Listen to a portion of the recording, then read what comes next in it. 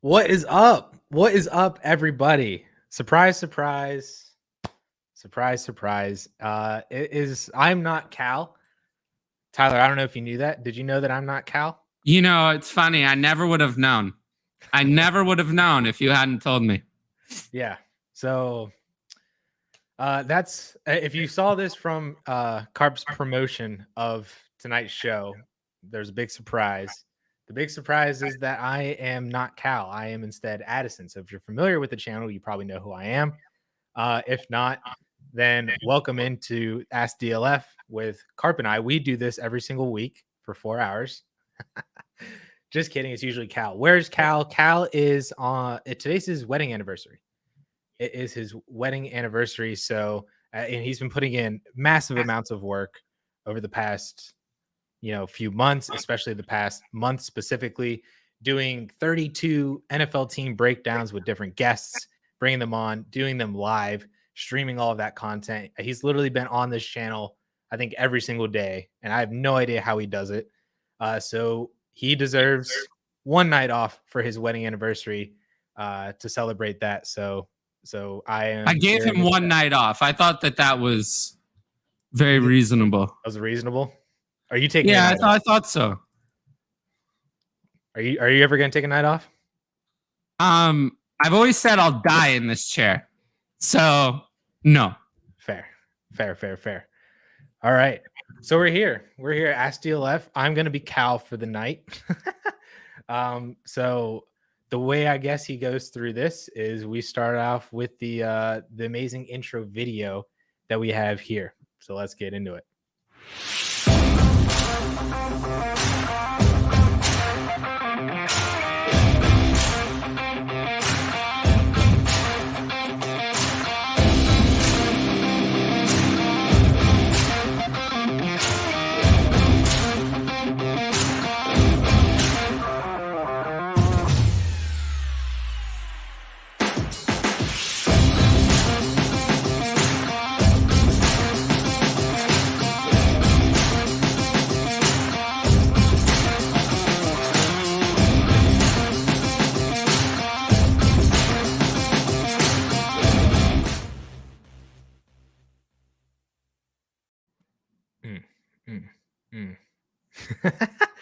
That song is so awesome. I love that intro. I know. I love awesome. It.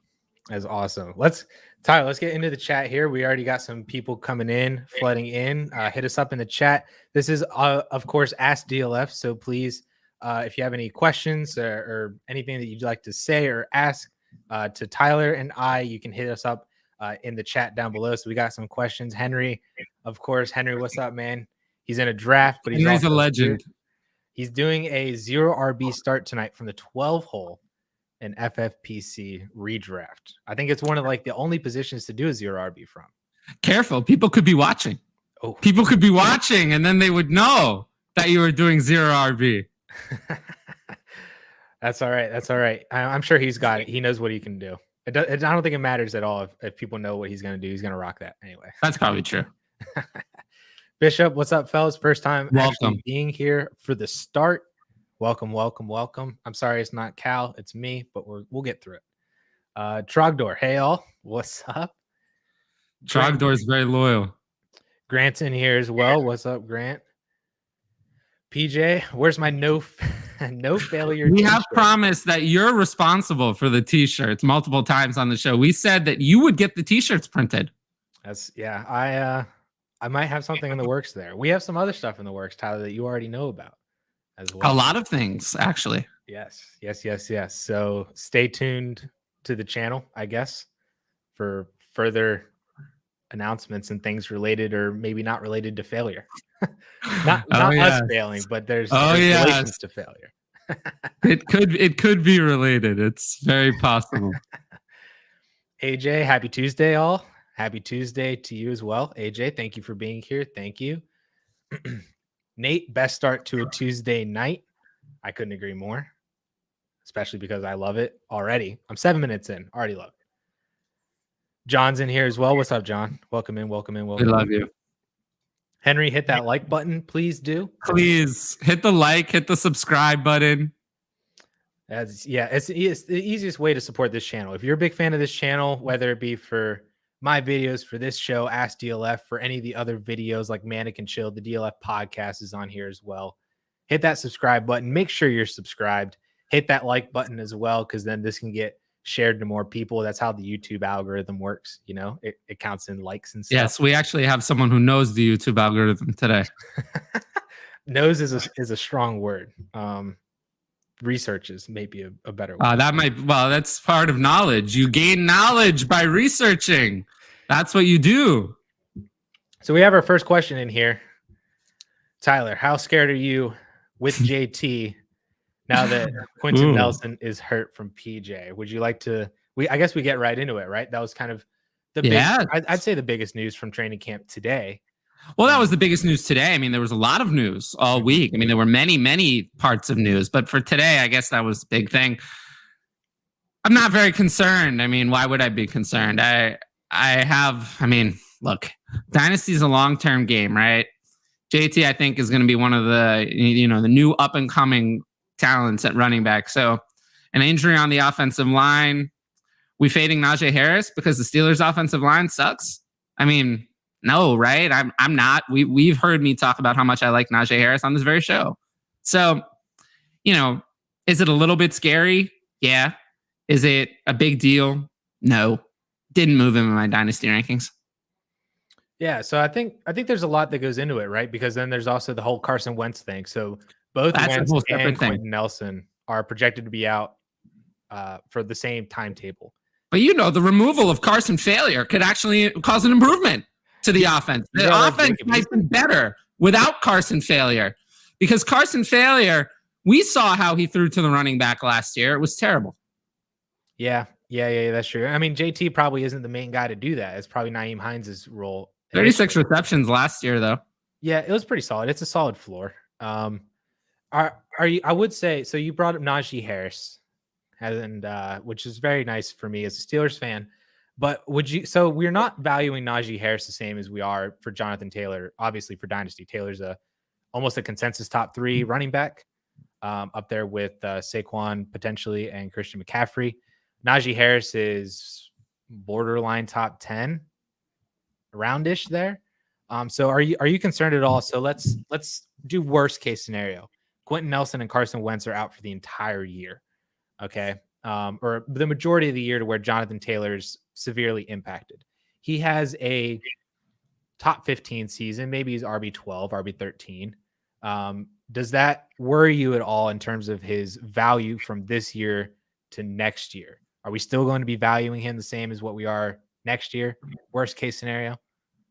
Well, I mean, if any player has their worst case scenario, we're not going to be valuing them the same as we are now. I mean, that's just how it works, right? I mean, if that applies to any player. So no, if he had his worst case scenario, we would not be valuing him the same, but I'm not expecting him to have the worst case scenario, right? Mm-hmm. Mm-hmm. Yeah. I just wonder if, I actually don't think, even with worst case scenario, I actually still don't see a way that he's not top 5 next year. I mean, either. Alvin Kamara, Dalvin Cook, they're both going to be 25 or 26, 27. Christian McCaffrey, people are going to start saying, well, he's 25, 26, and getting a whole bunch of workload as well. What are we doing with him? Does Saquon Barkley bounce back to what he was in 2018? Cam Akers, obviously out of the conversation now, who was almost near the top 5. So now you're talking about, next year we could be back to JT, Clyde Edwards-Helaire, DeAndre Swift, and J.K. Dobbins, and Antonio Gibson. And if any of these other 2021 rookies pop up in there as well, I don't know if there's a way that Jonathan Taylor, even worst case scenario, is still not top 5 at least. Yeah, I don't think so. I think he's going to stay there. Yeah. So I think this will be interesting. It might present a good buy opportunity. It might make him actually 100%. Yeah. That's always the thing with these elite guys, is buying opportunities mean that they're now affordable, that they're not, outlandishly priced. So yeah, it'll be interesting to see. I'm sure we'll get more Jonathan Taylor questions as we move through here too. Trogdor says, thanks, John. Grant, what's up? Oh yeah, his screen name used to be Trogdor the Burninator. No, that's seriously. An awesome name. That is awesome. No, that's what happens here. We get to know people over the weeks. Burningate it Trogdor. David, what sleeper rookie running backs are you trying to get late in rookie draft or after rookie drafts to stash for Dynasty? Look, let me just tell you something that's changed, even just in my time of doing this. There are no sleepers anymore. There are no sleepers. You can't just get a player no one's heard of them. That's not going to happen. That's not a realistic outcome. So when it comes to a sleeper, you're looking at someone who's, in the later rounds or, a little bit under the radar. In terms of in a rookie draft, so if we're talking rookies, I mean, I've liked Elijah Mitchell as a sleeper the whole time.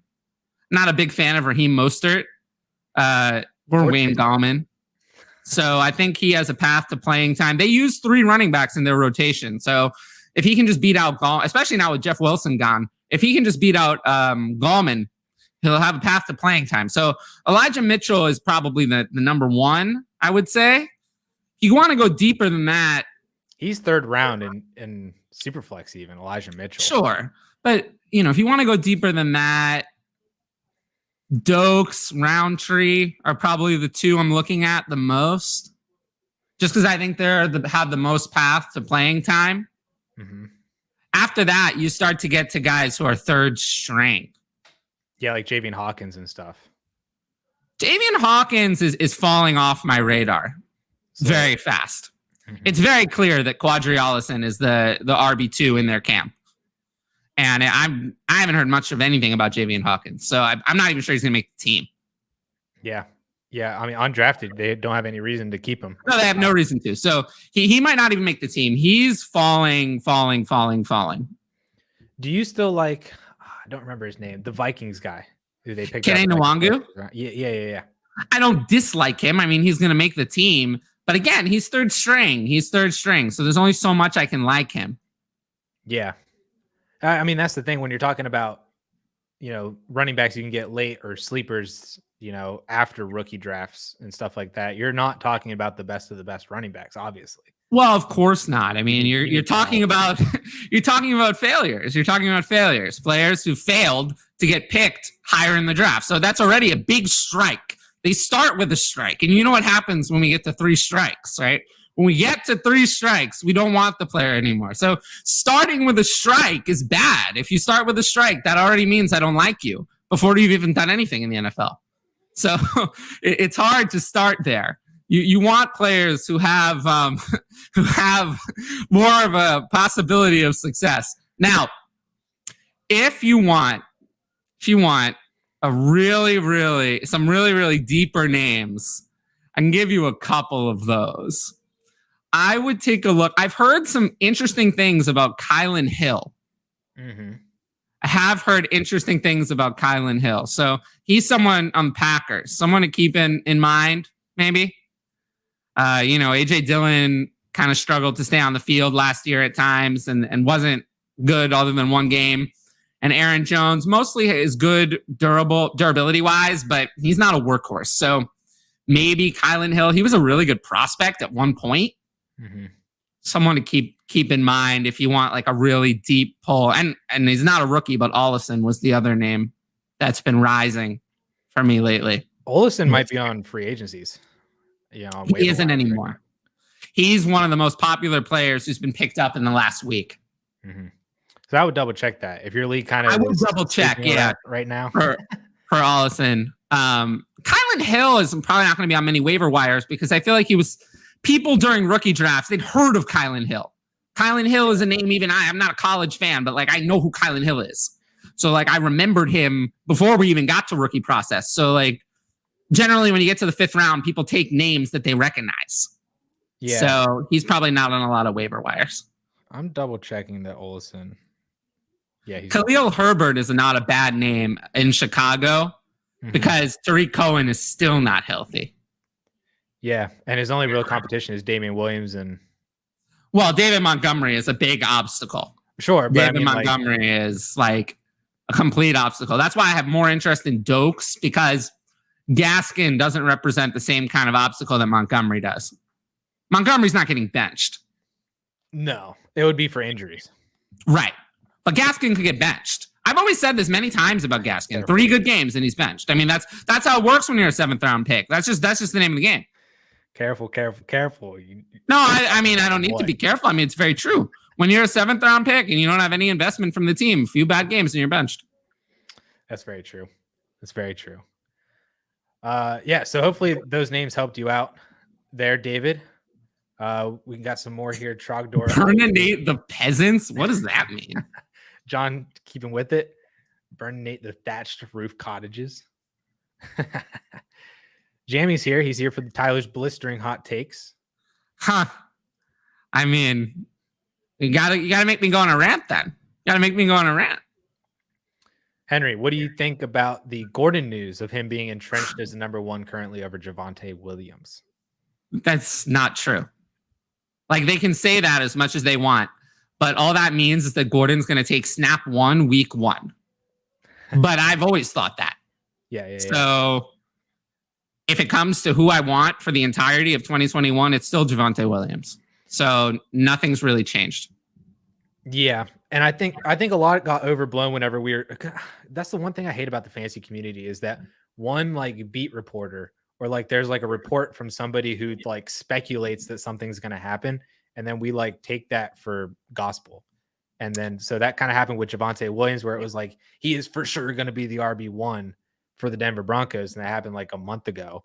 But I do believe that Melvin Gordon, like you said, is the number 1 now, just like Raheem Mostert is the number 1 now. So Javonte is clearly the better player, right? I'm not sure that Raheem Mostert is the number 1 now. Oh, I'm not sure about that. I'm much less confident in that. In the same sense that he would take snaps. No, I have zero confidence in that whatsoever. None. Zero confidence that Raheem Mostert is going to take snap 1 week 1. Whereas I've thought that Melvin Gordon is going to take snap 1 week 1 the entire time. So there's very different degrees of confidence in those two things. If Trey Sermon takes snap 1 week 1, I would not be surprised at all. If actually that's what I'm expecting, to be honest. And that's what I've been expecting for quite a long time.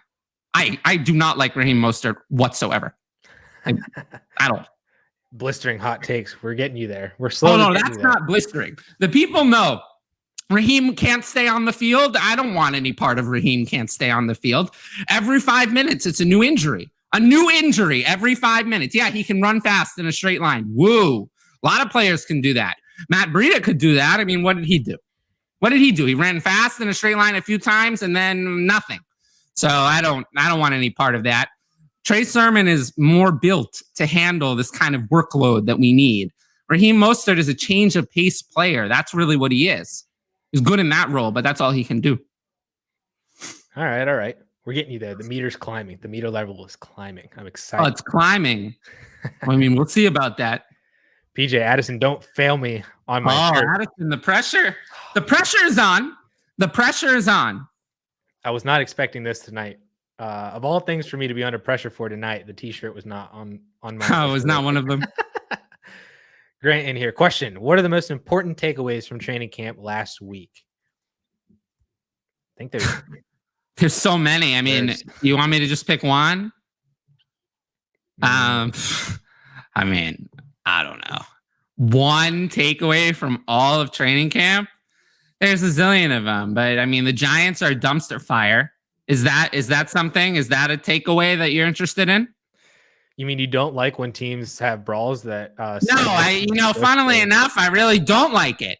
I don't like it, actually. I really don't like it when all I hear about is how many laps the offense is doing. And now after those, the laps were too slow for the coach's satisfaction. And now we're doing push-ups. We're not practicing anything. We're just doing laps and push-ups. So no, it's funny. I'm actually not excited about that. I'm very upset about that. So that's not good. Not good. This is very, very bad. I have concerns now with this entire offense. Everybody. Why'd they sign Alfred Morris too? Saquon going to be ready? Yeah, that one's sketchy. And then obviously your guys' franchise wide receiver going off with a hamstring injury as well. It's the whole thing's kind of sketchy over there now. And it's making me question my Daniel Jones I wouldn't say love. I mean, I don't know how I feel about Daniel Jones. Yeah. More important takeaways from camp last week. I'm trying to pick one. There's so many though. I know. There's so many. So and we can kind of segue this into kind of more questions that are coming in down here as well. Because I mean, Ernie down here asked, how are we feeling about camp hype from rookie wide receivers specifically? You know, like Elijah Moore catching that deep bomb from Zach Wilson looked really good. I like that. You know, Rashad Bateman obviously burning Marlon Humphrey. That one's awesome. Wide receiver 1 for Baltimore. Look, here's the most important thing. Sometimes not every good thing gets published, but if you're hearing anything bad, it's very bad. Mm-hmm. Anything bad is very bad. So Denzel Mims is worthless. Denzel Mims is bad. So that is very bad. So we don't want that. So it's just been a constant stream of bad. Denzel Mims and Chris Herndon, those two have had like the most bad I've ever heard for a pair of players. So we don't want those two. Yeah. But in terms of camp hype, I mean, I'm buying in, sorta. I was already high on Elijah Moore, though. We need to get you high on Rashad Bateman. We need to get you up there. I don't think I can be any higher on Rashad Bateman than I am. I think you can. I don't think I can. I think so. Well, we can move on though here. So we got some more stuff. Bishop, sorry, I skipped over you for a half second there. But I was coming back to you. He said 16-team league. Would you rather have Amari Cooper or Henry Ruggs in the 114? So basically the 2.02 for a little more perspective. Amari Cooper. Yeah. By a lot. Yeah. Yeah. Is this like 2021 114? Like probably, yeah. How would they know if it was 2022? I guess so, yeah. Yeah, which is even I don't like that. Amari. Wallinger, so pumped to be a member of this great DLF team. Welcome, Cody. Welcome. Nate, I'm in a Superflex 16 team, 0.75 tight end premium. I have a guy thinking about trading to me, TJ Hawkinson. My available guys are Mike Evans, David Montgomery. He's interested in both, but I have no idea on the tight end premium value. Hawkinson is worth significantly more than either of them. Yeah, I agree. So, I mean, because by 0.75, you mean this is tight ends. You mean 1.75, yeah, versus 1 versus 1 for, or 1.25 versus half. You know, yeah. Let me tell you from a 2 PPR tight end premium. So that would be in this case a 1 tight end premium. TJ Hawkinson would greatly outscore both these guys. That's very true. Pretty heavily. I mean, I had Travis Kelce on my team, and I think he like averaged 30 points per game. So if you knock that down a little bit from TJ Hawkinson, you know, and especially because the projection for him, he could realistically have like 100 receptions in this offense. So yeah, I'll take Hawkinson over both those guys. If we wanted to try and formulate a trade, would you offer Mike Evans straight up just to see if that bites? Sure. I hate Mike Evans. Sure. And you do obviously Demont straight up. Yeah, I would. Of the two, which one would you prefer to send? Oh, Evans. I hate Evans. Okay. I think I agree with you because I hate Evans. Evans is someone I don't want. Keep the running back, move the wide receiver. You can replace the wide receiver a lot easier. Evans is replaceable. Yeah. Yeah. So, yeah, especially in the 16 team, that's kind of 16 team. You want the running back. Yeah, because running back is so thin. Yeah. So try to offer Mike Evans, I think, for TJ Hawkinson straight up. See what he says. Maybe if you want to be sneaky, you could offer like Evans for Hawkinson in a second or something like that. Let's see what he says. And then work your way back to Evans. For people think I'm holding something back. What is that? I mean, what am I holding back? You know, it is what it is, right? I mean, I hate Evans. So how much more do you want me to say it? How much more? Is that what's going on? How much you really want me to say how much I hate Mike Evans in terms of value? I mean, he has no upside. He's no upside. 109 targets in 16 games. That's why I don't like him. TJ Hawkinson is probably going to out-target Mike Evans this year. So if that's why I don't like him, especially in a tight end premium, I mean, if that's what the people want, that's what they want to hear. But we know that I don't like Mike Evans. I talk about it every week. I like it. TJ Hawkinson over both. Yep. Fantasy fanatic. Quan back in the NL. Quan Alexander. I don't do IDP. Jeff Me Taylor. neither. Yeah, that's a scary thing. One day we'll have to do someone someone on for IDP questions, but it's never going to be me. Yeah. Jeff, who do you think the Rams bring in at running back? Nobody. I mean, nobody relevant, nobody that we want to play. They can bring in somebody, but it's probably not going to be someone we want to start. Do you have the slightest interest, if it is at all, Todd Gurley, Le'Veon Bell, Adrian Peterson? It's not Todd Gurley. That is not happening. Adrian Peterson, no. Le'Veon Bell, no. Okay. Just check. So yeah, no. Yeah, I really don't have any, because I'm all aboard the Darrell Henderson train for 2021. I see. I'm not, but you still don't believe that any running back they bring in is going to be significant. No, because bad players. I don't want bad players. Do you think they trade for somebody? I know you guys kind of talked about this back when the Cam Akers news was more popping. Yeah, you don't think they trade for anybody? I don't even know who they would trade for. Who would they trade for? Gordon? But given the Denver news, I don't think they're trading Gordon. No. So it'd have to be someone who gets released. And who's getting released? Mostert? I don't think Mostert's getting released, though. No, I don't think he is either. It would be one of the Kansas City guys. They have obviously Darrell Williams is going to be the RB2, but they have Jarrett McKinnon and Darwin Thompson behind him. Oh no, they don't have extra players. That's not where I would look. The Bills, there was some discussion that the Bills would release Matt Breida, but then he had a couple good days in camp, and now there's no discussion of them releasing Matt Breida. So, I mean, maybe they would be interested if Breida were available. What about Sony Michel? That would be very interesting. That I would have some interest in. Mm-hmm. Yeah, Sony Michel is not bad. He's just bland. He's bland, yeah. Sony Michel, I think, is just a slightly better version of whatever you think Adrian Peterson delivers. Yeah. But it's slightly better enough to matter. Yeah. Le'Veon Bell, I think, is retired. Todd Gurley, I think, wants to play but won't go there because that bridge is burned. The two places that need Gurley the most, Atlanta and the Rams, I think those bridges are completely burned.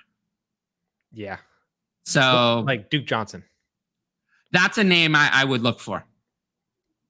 So I'm surprised they haven't called him. I kind of am too. So we're at Duke Johnson and I guess Sony Michel. Sony Michel would be the most interesting, and then Duke. I think Duke has something left in the tank as a pass catcher. Yeah. Henderson is nothing special as a pass catcher. Yeah, he's fine. He can get if Duke went there, it would make me more out on Henderson than I already am. Because then any hope that he's getting the pass catching work is gone. Mm-hmm. So I'm out on Henderson as it is. But, well, to be fair, I haven't seen the new ADP yet. So I don't really know.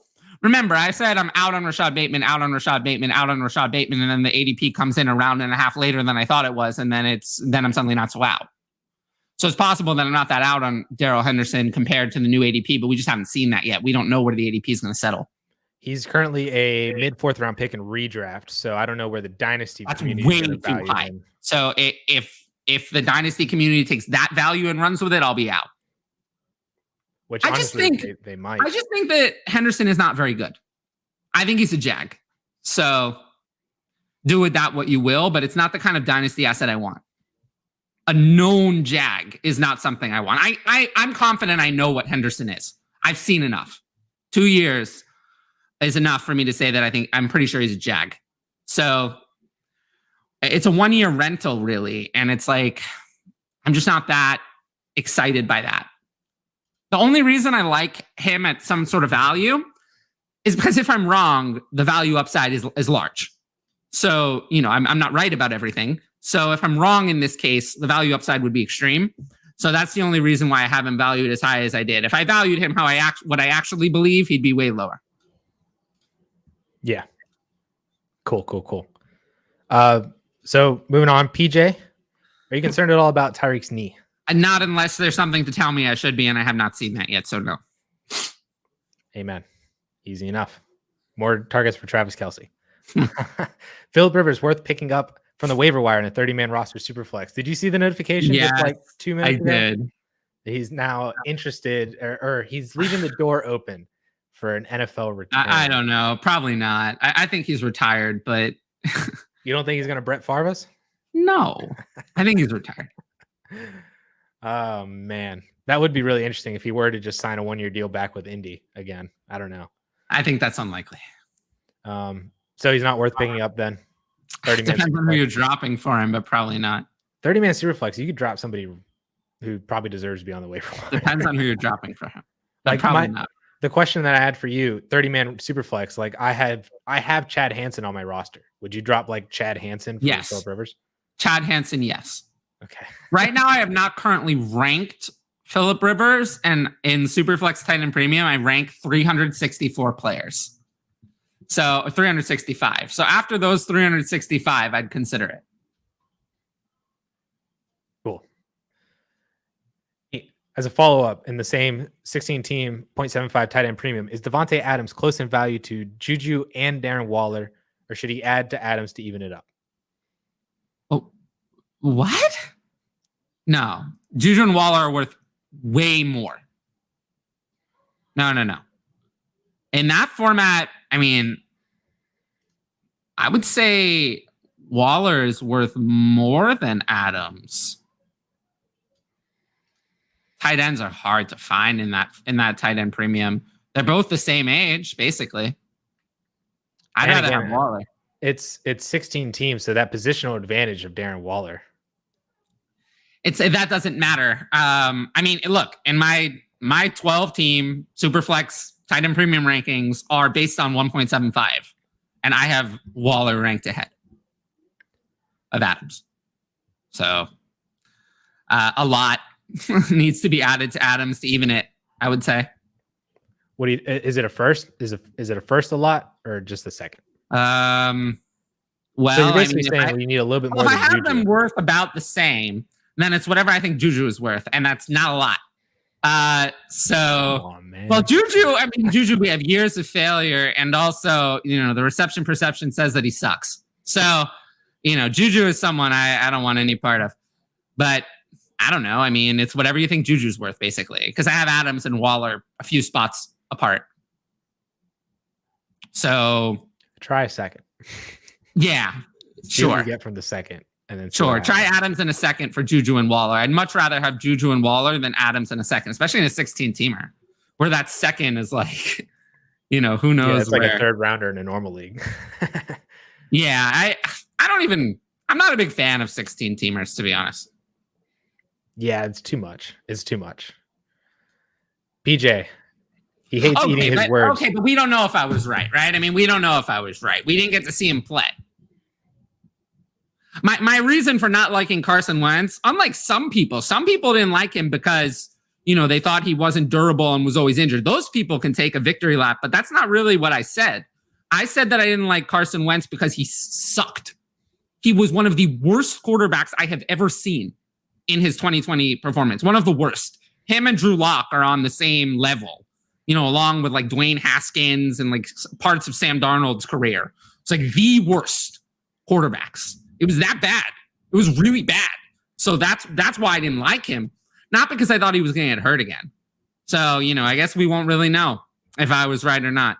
But, it is what it is. Now it's going to be a problem because, with foot injuries, it's going to be a long time. It's going to be a long time before he's healthy. It's going to be a long period.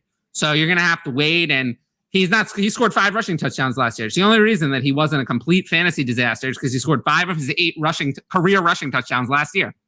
People quote, people who aren't very smart, what they do is they go through his game, they go through his fantasy stats and like, oh, he was the quarterback 11. Oh, he was so great.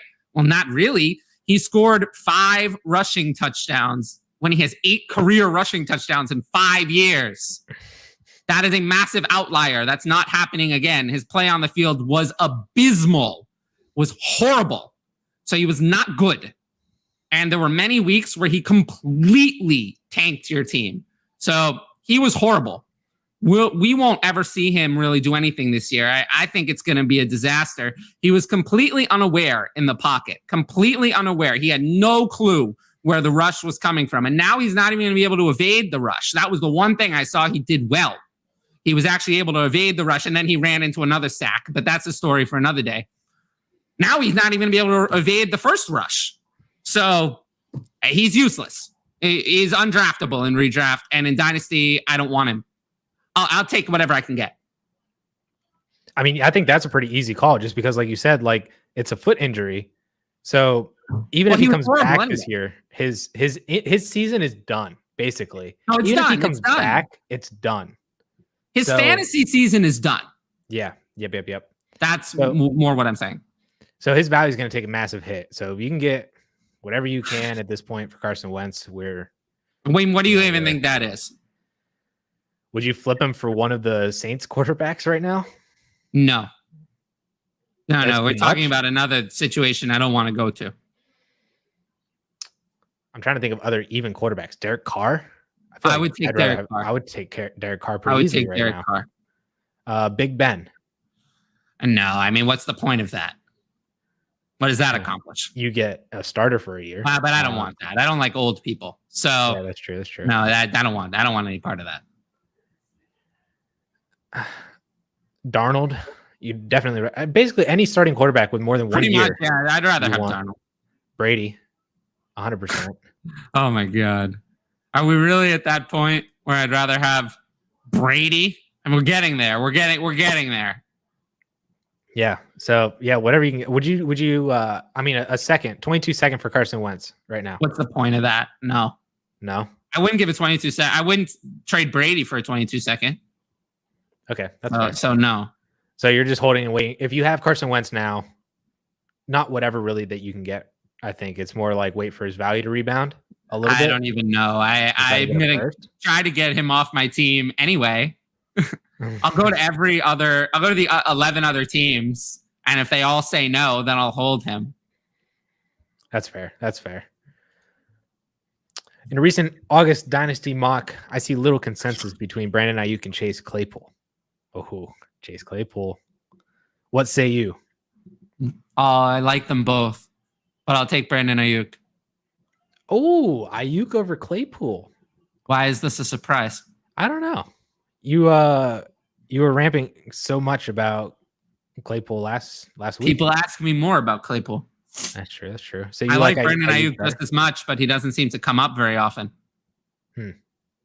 So, because I guess they're kind of in similar situations, but the quarterback situation and the offense is obviously going to be a lot better long term. The long-term quarterback situation is much better on the 49ers. Yeah. Talent, is it still Claypool? He gets the edge. I never said Claypool was more talented. Does he? Is he though? No. Ooh. Ayuk is more talented. Claypool is more physical, but those aren't the same thing. Yeah, I'm just trying to see where like the differences lie. Because I think they are very similar. Ayuk is more talented. Claypool is more physical. Ayuk is safer. Claypool has more upside. Ayuk is never going to be a top 5 dynasty wide receiver. He can't be because just the offense he plays, and the volume's not going to be there. And he doesn't have that physical presence that we want out of those top 5 dynasty wide receivers. He's never going to be that. Ayuk's ceiling, like value-wise, is like wide receiver 8 or 9. Because Claypool reminds me a lot of DK Metcalf. So it's possible he could be top 3, but also like if you told me that Claypool was a complete bust, I'd believe you much more than if you told me that Ayuk was a complete bust. I don't think Ayuk is going to bust. So it's just a question of what you value more. And I think that Ayuk's floor is high enough that I'd prefer Ayuk over Claypool, but I have them back to back in my rankings. I like that. I think that was a good summary. I like that a lot. Yeah. Trogdor biffed in a super flex, only ended up with Dak and Matt Ryan. Got offered Justin Fields for Jamar Chase and Kareem Hunt. Value isn't quite there, but do I need to sell out a bit? What do you mean the value's not there? I disagree. Fields. I'll take Fields. I love Chase, but I'll take Fields. I mean, Ryan just doesn't cut it for me as a quarterback, too. I mean, he's getting old. So I'll take Fields. I don't really like Hunt at all. Like, at all. So I'll take Fields. Yeah, I think, I mean, if you want to put this in like rookie perspective, like Justin Fields is a 102, 103. Jamar Chase is 4, 5, 6 range. So I think I don't even care about that. We're past that. That happened a long time ago. That happened a long time ago. Now we're on to startups, and Fields is a whole round above Chase in Superflex. I think he should be higher. I have him 14th overall. How much higher do you want him to be? Oh, where's his ADP right now, though? I don't care about his ADP. I don't care, but like when I'm evaluating a trade, I'm not looking at the ADP. I'm looking at my rankings because that's what I would tell people to do. I don't tell people. Look, ADP is very useful, right? What is ADP useful for? And I go on this rant all the time. What is ADP useful for? It's useful to predict what your opponents will do. Do not use ADP to evaluate trades. It doesn't help you because you want to evaluate what you're doing on your opinion. If you want to do something to do that for evaluating players, use rankings. Use the DLF rankings over using the ADP. Pick a couple of experts you like and mix in your own. To buy my Patreon, then you get my rankings. But again, I'm just one person. So, don't just use me. Don't just do what I tell you to do. Mix in other sources, but use rankings. ADP is only used for predicting things. Do not use it to evaluate players. At least I certainly do not. I love it. Justin. But you must use it to predict things. That's how you know what the players are going to go at this time or a different time. Otherwise, you don't know. That's the best way to evaluate what the market is thinking. But don't let it dictate what you're thinking. That's where I think that second part where he says value isn't quite there because Fields and Chase are similarly valued in the market. But I do agree with you that the value is there. You know what, though? In a Superflex league, the ADP can say one thing, but the value of the top quarterbacks is a lot higher than the ADP says. That's the thing. Fields is worth a lot more than you think. Because once you have him and then someone doesn't have a quarterback and they want to trade for him, it's going to be a big expense. It's going to cost a lot. That's why I always say, you want to take quarterbacks early because those players hold even more value after the startup. The difference between the big quarterbacks and the not so big quarterbacks is a big difference. So Fields is going to actually increase in value over time. So I would like Fields here for sure, especially if Ryan is my QB2. That doesn't work for me. Yep. Nope. 100% agree. 100% agree. PJ Ayuk over Claypool. I just said that's no. Ooh. Too many greater signs. Too many greater signs. That's the problem. Yeah. I think I do agree with that. Jonathan Taylor over Kamara. I do agree. I have JT ranked over Kamara in Dynasty. Mm-hmm. I like that one. Look, I have issues with Kamara. I think that if Taysom Hill wins the starting job, it's going to be a big problem. It's going to be a big problem. The Kamara would lose a significant amount of value. With that said, the whole offense is going to suck now. So I want to get out. I want to get out of Kamara right now. I do not want to see it. I don't want to see it. I don't need to see it because once you see it, Kamara's already 26. We know what is the running back cliff. It is 26. So he has hit the cliff. So one sign of bad, anything bad, and the value's gone. You're going to see him lose a round of value almost immediately. I don't want to see it. So I want to sell Kamara. I wanted to sell Kamara 3 months ago. I want to sell him again. I want him off my team now. Yep. Sell a year early or selling a year late. Speaking of analysts that we love for rankings, McDowell has them flipped. I think that was for Ayuk and Claypool. I think he has. Does he? I thought he was high on Ayuk. I listened to Locked On. He's kind of cooled down on the DLF Williamson podcast. Who didn't like Claypool. The Steelers podcast. Yeah, I don't like Claypool that much compared to market. Well, you like Juju. You like Juju. You can bask in the glory of being wrong about that. But I like Juju more because he's valued behind Claypool. Well, the problem is that Juju is terrible. So that's the problem. We skip past that part. I saw a new report from Steelers beat camp that despite his pleading, they're refusing to give Juju any reps on the outside. A good decision that they're not giving him any reps on the outside because he can't win there. I agree. I do agree with that. We gotta check Ryan's rankings though. I do know he's cool on Brandon Ayuk. Last podcast he was talking about the Niners offense. I've been listening to Ryan on his podcast for a long time, but like he also does so many podcasts. I mean, between Locked On and the DLF show, like I also sometimes forget who on a podcast said what. I remember that like on that show, it was said, but not which host said it.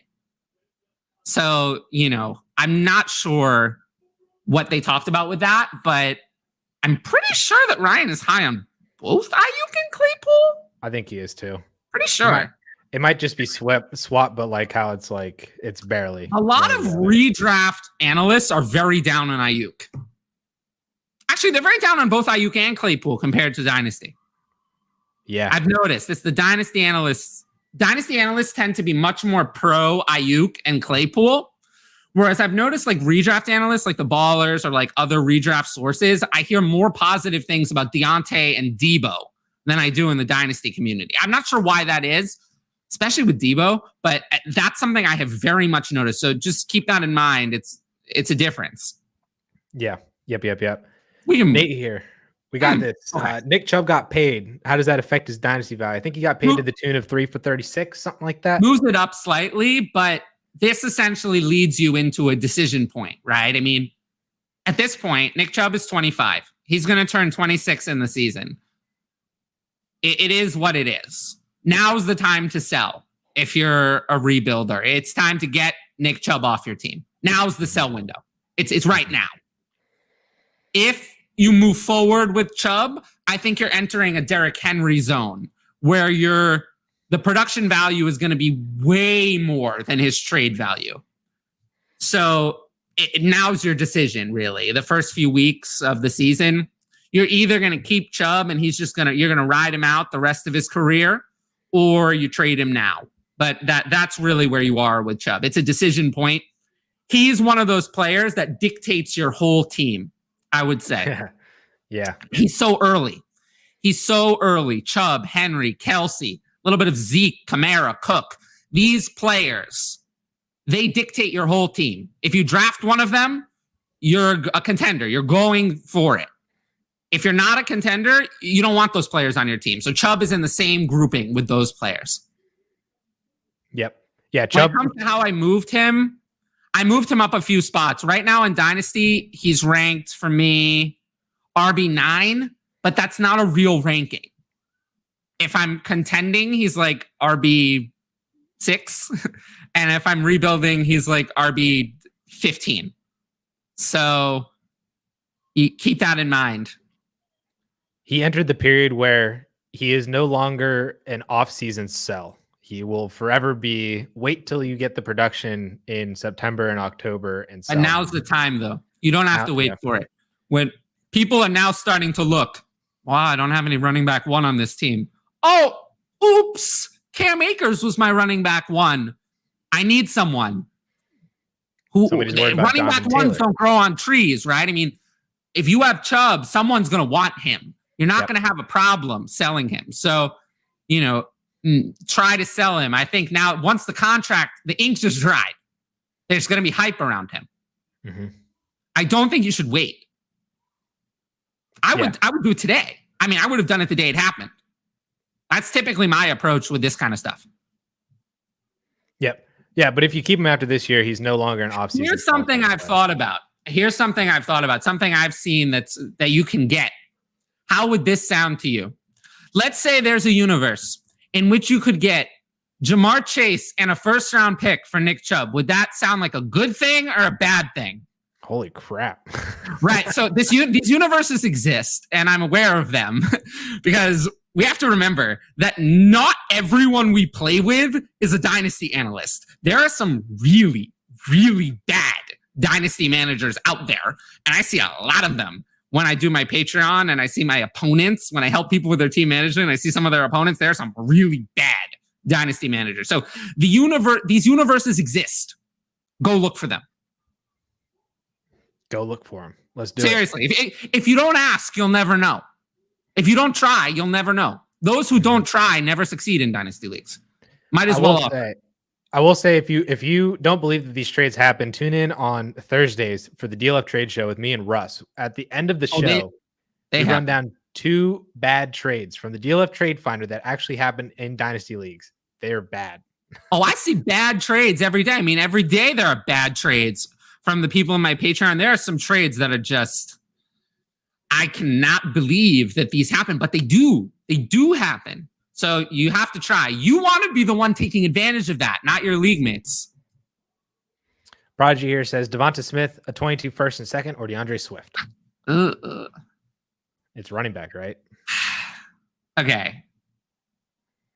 In a 1 QB, I'll take Swift easily. In a super flex, I don't like to do stuff like this. I don't like to give up firsts and more for like not Jonathan Taylor. So like, I don't like this. I probably wouldn't do this because this is more than 2 firsts. Because Smith in a second is worth more than a first, I think. So this is more than 2 firsts. And Swift is just not at that level where I think I'm paying more than 2 firsts in a super flex. He's just not at that level. So in a super flex, I'd take the other side. In a 1 QB, I'll take the Swift side. Just, you have to understand, in a super flex, and I think you understand this, as well, when you give up a future first round pick in a super flex for a non-quarterback, you are taking the risk of all risks. Because if you end up giving up the 101, you probably gave up a top 2 round startup pick because it's going to be a quarterback. It's been every year. Every year. Joe Burrow, Kyler Murray, and Trevor Lawrence was a first round startup pick, but they've all been top 2 round startup picks. So if you get burned, this year there were 3 of them. There were 3 of them, Lawrence, Fields, and Lance. Not to mention Chase and Harris. So like, be very careful. I would not do this in a super flex. Swift isn't good enough. I'd need to go up from that. I'd need to go to Jonathan Taylor. That's what I'd need to do this. Mm-hmm. Be very careful. I warn people about trading away their future first in Superflex. It's probably the thing I warn people about the most. I cannot tell you how much time I've spent on the show, how much time on Twitter, and how much time I've spent on Patreon pleading with people not to trade away their future first unless they're getting a really, really good deal. Or they're getting quarterback. Yeah. Yeah, for sure. Ja Webb, rant time. But there was one for you. Sermon. What about Trey Sermon love in here? I think that was back when we were talking about Raheem Mostert. Yeah, I like Sermon a lot better than Raheem Mostert. Josh Palmer's camp highlight has me excited. Temper expectations? ? Temper them. No, I mean, Mike Williams is the clear 2. So temper them. Yep. Tyron Johnson is also getting a lot of highlights too. He's someone I'd add off waivers if he's on your waivers. Tyron Johnson, receiver. Yep. I had him for a playoff run last year, so you can see how desperate I was. I would roster Jalen Guyton too. I would roster him too, just in case you want to get the guy with Herbert. If you have any chance of getting Mike Williams, cannot stay healthy. If you have a chance of getting the guy with Herbert, I want a chance of that. So both should be rostered. And the fact that there are 2 other good alternatives, I like Josh Palmer. He's someone I'm interested in, but I'm not like going overboard, I would say. Yeah. If you want a hardcore discounted Mecole Hardman opportunity, take a shot on one of those guys. Sure. In my opinion. Sure. Yep. Mike, do you like Henderson over Chubb year long? No. What? I am the highest on Henderson, maybe in the community, and no. If you were okay, so do we want to hear about where I have these guys ranked for 2021? Oh, Jesus. I'm nervous about where you have Henderson at compared to other. Okay, Chubb I have at 5. Okay. And Henderson I have at 22. Who's around Henderson? Gaskin, Etienne, Davis. Yeah. Above Henderson are guys like Montgomery, Carson, Sanders, and Jacobs. Yeah, see, I think Montgomery's ceiling is like right in front of all of them. To me, Montgomery is just an infinitely better version of Henderson. He has the same opportunity, except he's 100 times better. So, I can't see ever taking Henderson over Montgomery at 17. Above that are guys like Edwards-Helaire, Dobbins, Swift, or way ahead of Henderson. That's way too high. Montgomery's at 17. Then Carson, I just feel like is kind of similar. Like, I feel like Carson is just a better version of Henderson. Carson's a way better player than Henderson. And I think he's on a more run-heavy offense. So with little competition. So that's Carson at 18. And then you get into, I get it with Sanders and Jacobs. I get it with those two. People don't like them.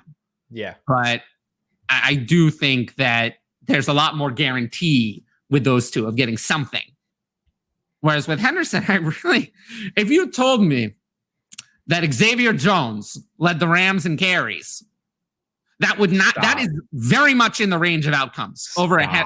No, I won't stop, because Darrell Henderson cannot handle a workload. He can't handle it. We saw what happened last year.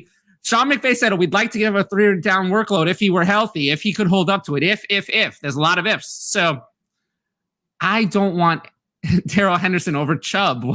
What kind of question is that? I do agree on that one. Chubb is a stud, man.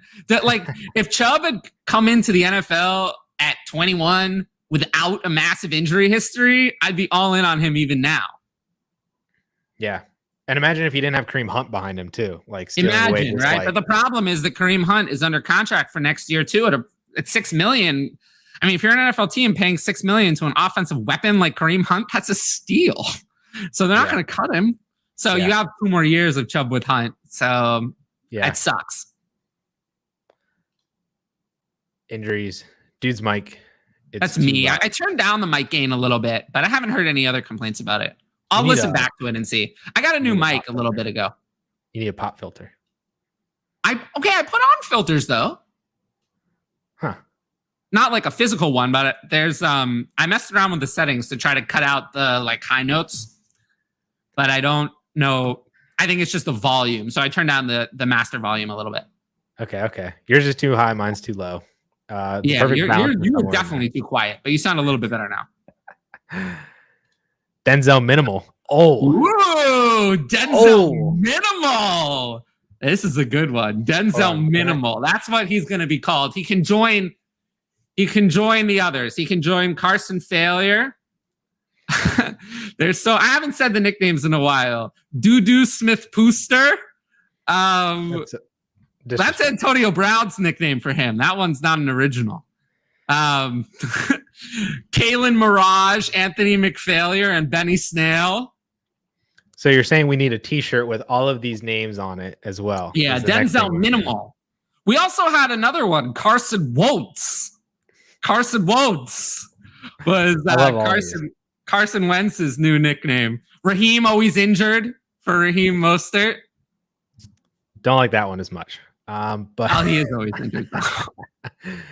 Brandon traded Kamara for the 1.02 and Dak, which turned into Najee Harris. Couldn't it be more hyped to have sold Kamara when we don't know what the Saints will do? This has to be a 1 QB, right? It has to be 1 quarterback.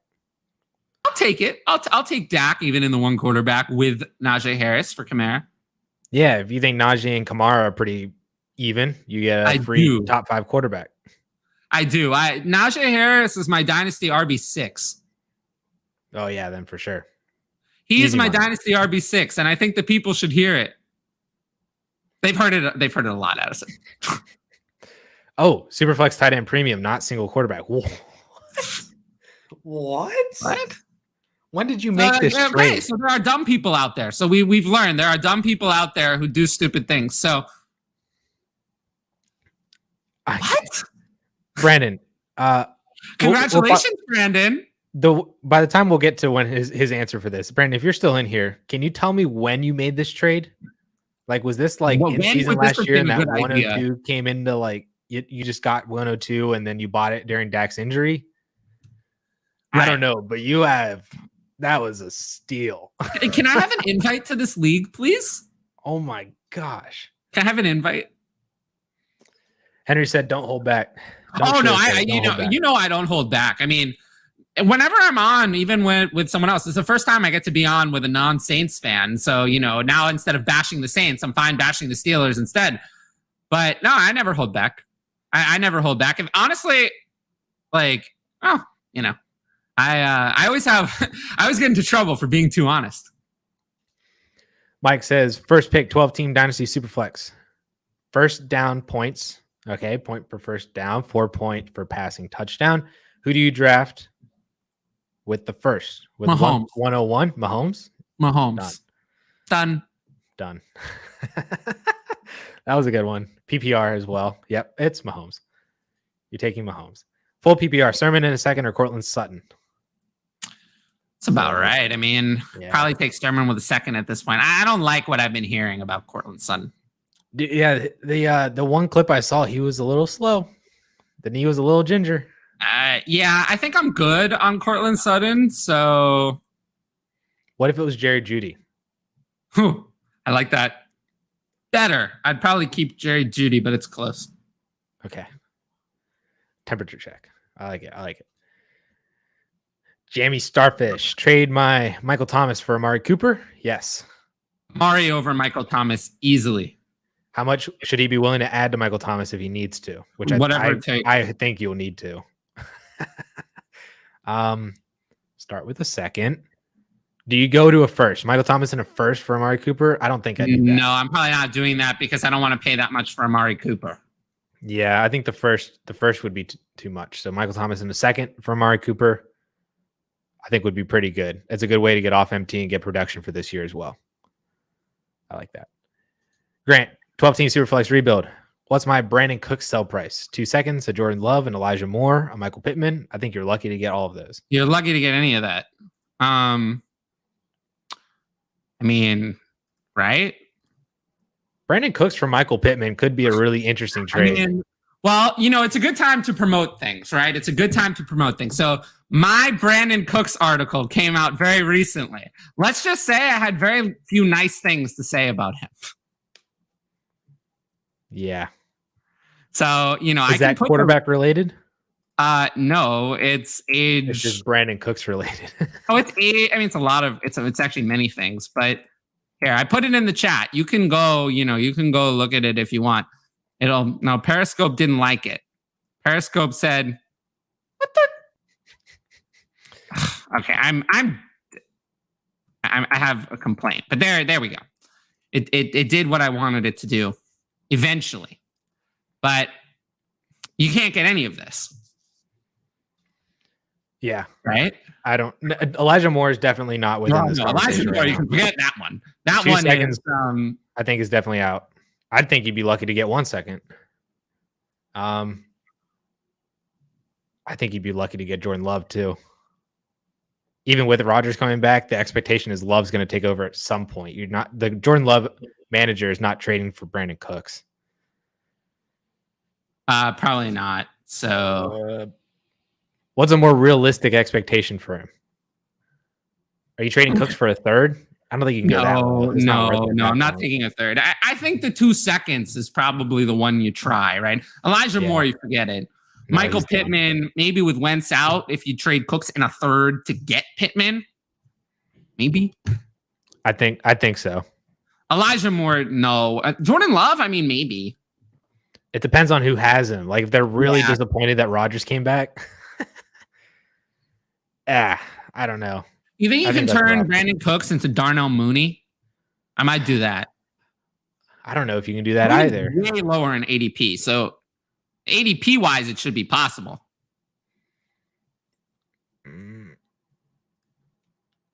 That ADP is pre Anthony Miller trade. Even though that shouldn't have affected anything, it will. You think you can turn Brandon Cooks into Henry Ruggs?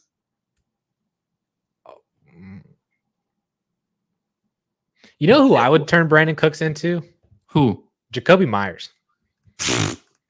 I know that's like a laughable thing, but I would totally do that. No. I don't want that. I don't want any part of Jacoby Myers. This is something I just must have missed. This is something I don't understand. I've never understood it. I don't get it. That's what I would do. I don't get the whole Jacoby Myers thing. I'm not interested. He was the lead wide receiver last year. Yes, and him and his 0 career touchdowns really excite me. I don't want any part of him. I'm good. I can't think of any. N'Keal Harry's getting camp hype. Stop that. No, to be traded. Watch, it'll happen. Brandon Cooks. I'd be interested to see what actual offers you would get for Brandon Cooks. Henry, how do you feel about the news of the AJ Green resurgence? Oh my god. I don't care. Do you think he inhibits Rondale Moore at all initially? No. Christian Kirk has been missing time. Yeah. Christian Kirk is missing time with an injury, and someone in Christian Kirk's position cannot afford to miss time. So he's quickly losing his job. Would you trade Brandon Cooks for Christian Kirk? So I could release Christian Kirk, and I don't want a roster clogger like Christian Kirk. I think they're both at that level. Brandon Cooks might give you a few games. Christian Kirk, there's like a trio of roster cloggers. Christian Kirk, Devin Singletary, and Devontae Parker. These 3 are useless. You cannot trade them. Nobody wants them. You cannot start them. You'll never be able to start them. You cannot drop them. They're too valuable. They are useless. And that's where Christian Kirk fits in. He's in with those 3, that horrible trio. So I don't want any part of Christian Kirk. AJ Green, he's 33 already. Whatever. I mean, honestly, I kind of look at AJ Green as like, I might look at like Cole Beasley. Whatever. He exists. I picked AJ Green up off of waivers in a 30-man. Shouldn't have been on waivers. Yeah. That's what I just picked him up. He's whatever to me. I'm not trading for him. I just don't trade for these guys.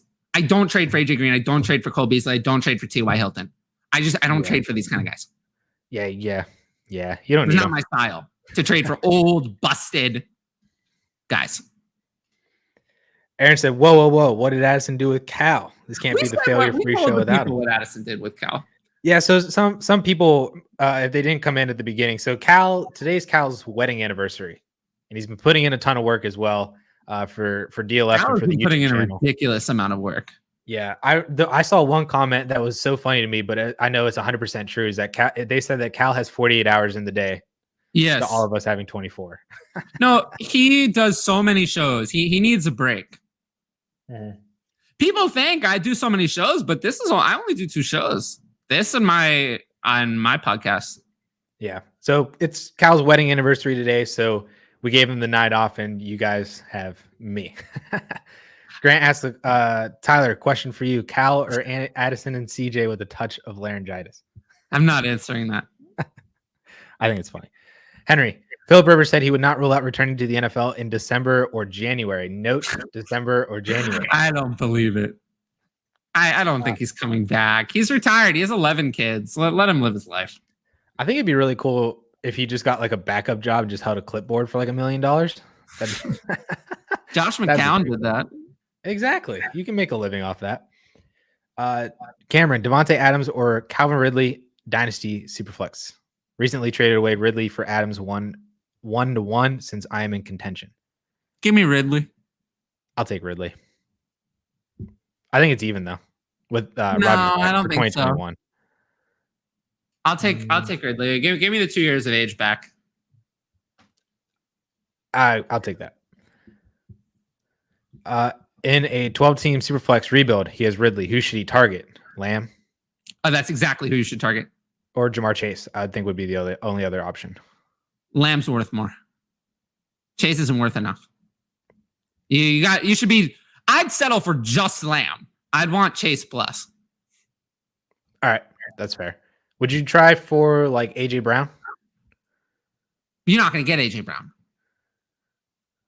Would you try for week 1 when Julio Jones out targets AJ Brown?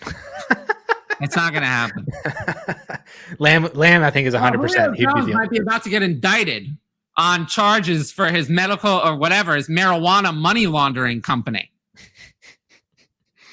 That's training camp news right there. CD Lamb. That's who I would target. Lamb is actually who I would target, yeah. Oh, I talked about this question earlier today. Caleb, more Edmonds for Hopkins and a 23 first. Which is this, Rondo or Elijah? It's Rondo. No, it's Hopkins. DJ Moore. It's DJ Moore.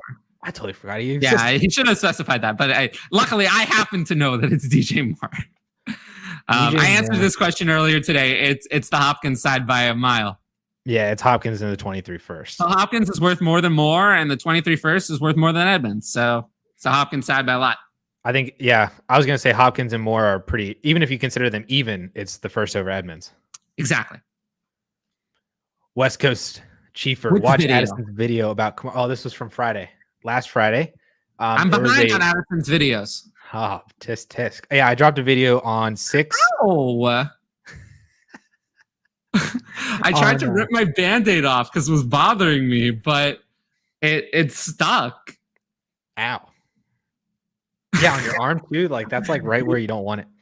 Yeah, I got burned.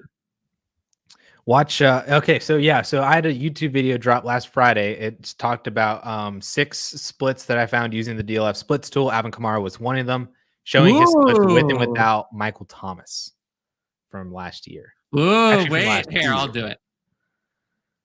We have our first super chat of the day. Thank you. I'll put the super chat banner up. So we appreciate super chats. So super chats let Addison know, because Addison's the only one who actually checks how much in super chats we get. Super chats let Addison know how much you're all supporting the show and how well we're doing. Not really, but it's sort of. So we appreciate that. It goes to support DLF. It goes to support creating new tools and new features on the website and the YouTube channel and all of that. So that's where your super chats are going. And since we're all a part of that, we're all in this together. Me, Addison, Cal, Ryan, and everyone else. We all appreciate that. So with that said, super chat from Grant for Canadian $3.99. Brandon Cooks will eat in garbage time this year. That's very possible, but with Tyrod can't pass as the quarterback, that may be a little bit of a challenge. Yeah, I'm scared what he's eating from the chefs that are being cooking. Well, for him, it's better than Kelvin Benjamin. Kelvin Benjamin stole food from the cafeteria. He stole food from the cafeteria. So that's what I heard. So at least Brandon Cooks is eating the food he's supposed to eat. But I don't know, man. I mean, Tyrod Taylor and Davis Mills throwing the ball. I don't like that.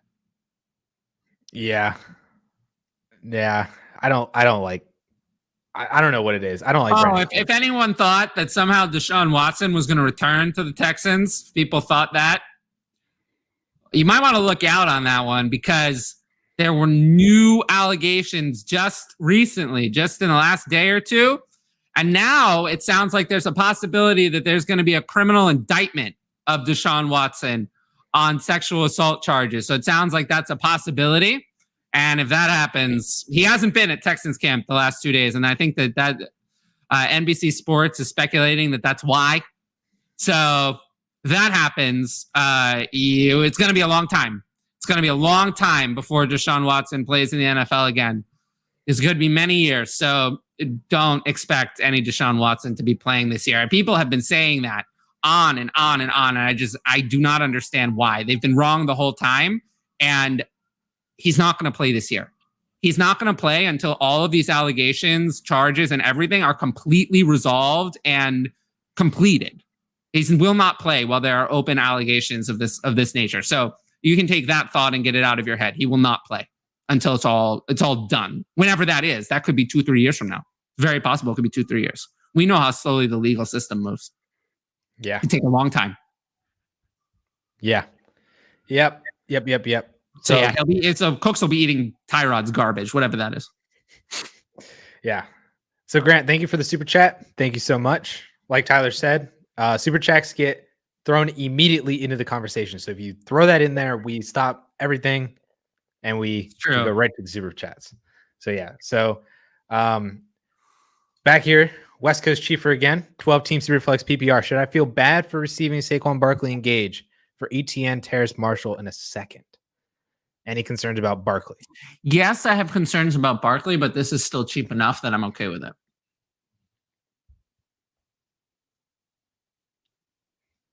John was messaging us on Twitter. I was confused.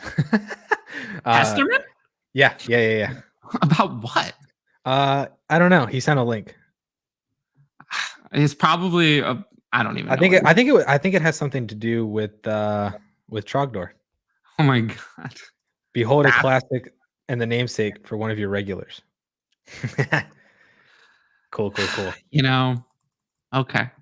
I agree. I will take Saquon Barkley here, and any concerns that I have with Saquon Barkley are thrown out the window when I have this price. It's a good price. I don't even need Gage. Yep. Still a good price. Yep.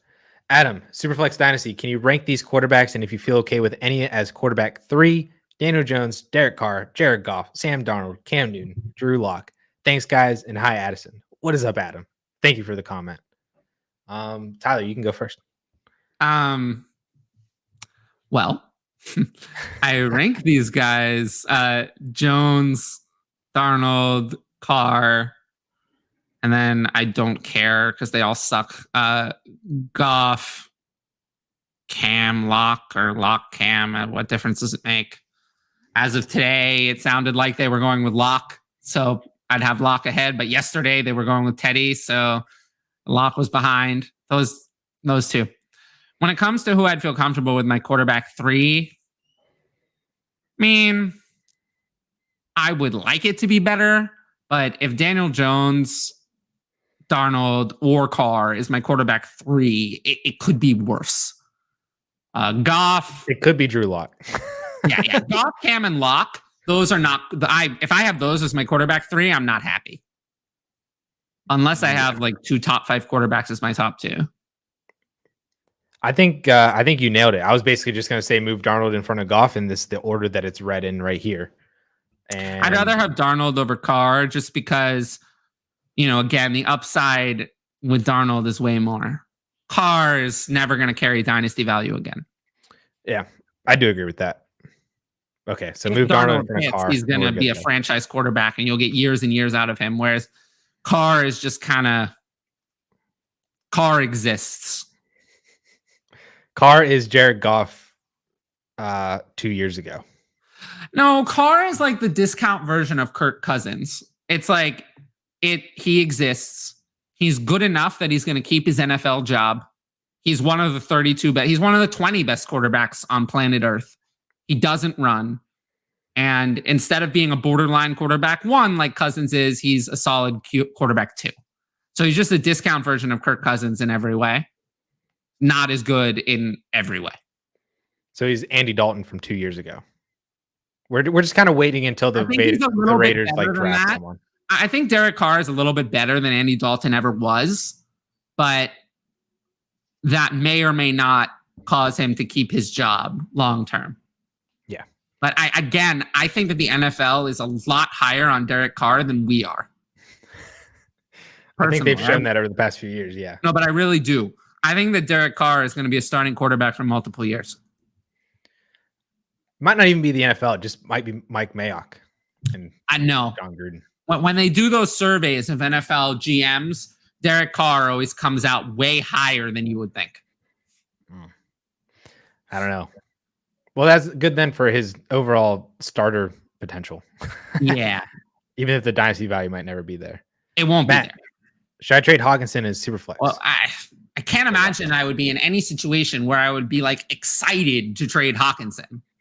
If I'm contending, I want Hawkinson. If I'm rebuilding, I want Hawkinson. So the answer to this question is it depends. But in this case, it's a pretty much a flat no. Like I'm not really looking to trade Hawkinson under any circumstances. Of course, I'll consider any offer if if an overpay comes in, but Hawkinson's not a player I'm looking to actively trade. There are a few of those, but he's on that list of players I'm really not looking to trade at all. Yeah, he's just in a weird situation where you're paying too much to add on to him for something else, or you're not getting enough for him. Well, he's just one of those players. It's like I have a few players like this, like CeeDee Lamb. I'm just not looking to trade CeeDee Lamb.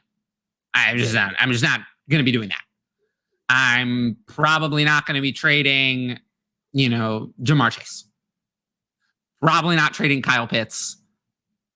Probably not trading Trevor Lawrence, and I'm probably not trading TJ Hawkinson based on his value and his age.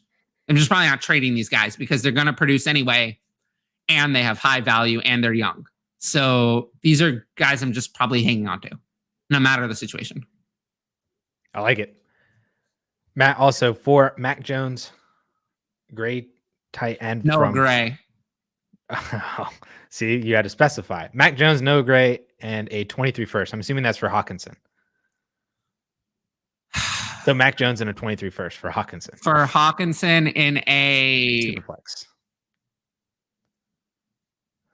Didn't seem like it mentioned a tight end premium. So if you just assume a straight Superflex. Well, if it's not a tight end premium, then I'd easily take Jones on the first. Mm-hmm. Even in a tight end premium, that's a lot. That's a lot. Mm-hmm. I'm usually going to lean toward the quarterback side. Yeah. It's a lot. How much is the premium? We don't even know what it is. Yeah. But just looking at my 1.75 overall rankings, like Hawkinson is 48th and Jones is 66th in Superflex tight end premium. So if that's the case, first is probably too much to add to Jones. Okay. Alex, what is Cam Akers worth in Dynasty? I don't know. I mean, who's trading Cam Akers right now? I don't think anybody's trading Cam Akers. You have to offer first for somebody to accept that trade. I don't think you're trading a second. I would for accept Akers. it. I would accept it. Yeah. If somebody offers you a first for your Cam Akers, you ought to accept. I would accept it, yes. What is he worth? A second? I guess. But no one's selling for that. No. 2 seconds? Still not selling for that. At least I'm not. I don't think people are. Yeah, people aren't selling Akers unless they get blown away. They need to get a first. Mm-hmm. Yeah. Yeah, he's weird right now. Just hang on to him. West Coast Chiefer again picked up an orphan team and 12-team Superflex PPR. Have been trying to trade Michael Thomas from the start for 2 first, no takers. Tried a first, no player, no takers. Surgery hit. Sold for Cam Akers in the 22 second. Okay. So you've gotten out of one bad situation and put yourself in another bad situation. But I'd rather have Akers anyway. So give me Akers in the second. Ooh. I think I remember this one. I am so done with don't get me started. I am so done with Michael Thomas. Last year it was he's gonna show up after the injury. Then he's not gonna play. Then he is gonna play. Then he punches someone in practice and he's suspended. Then he's returning. Then he's done for the season. So that was a lot of things. And now with the same ankle injury is causing him to be out again. Why is the same ankle injury a problem? Why is it still a problem? Why? 7 months later, why is it still a problem? It shouldn't still have been a problem. So that's not good. So a 28-year-old receiver now having multiple injuries to the same part of his body. And now he says he's going to be ready. He says he's going to be ready in 6 weeks. What did he say last time he was going to be ready? And was he ready? No, he was not ready. So his value's gone, right? I mean, Michael Thomas is never going to have dynasty value again. He's 28 already. He's gone the way of OBJ. Oh, that's exactly who I've named as what he is now. That's what he is.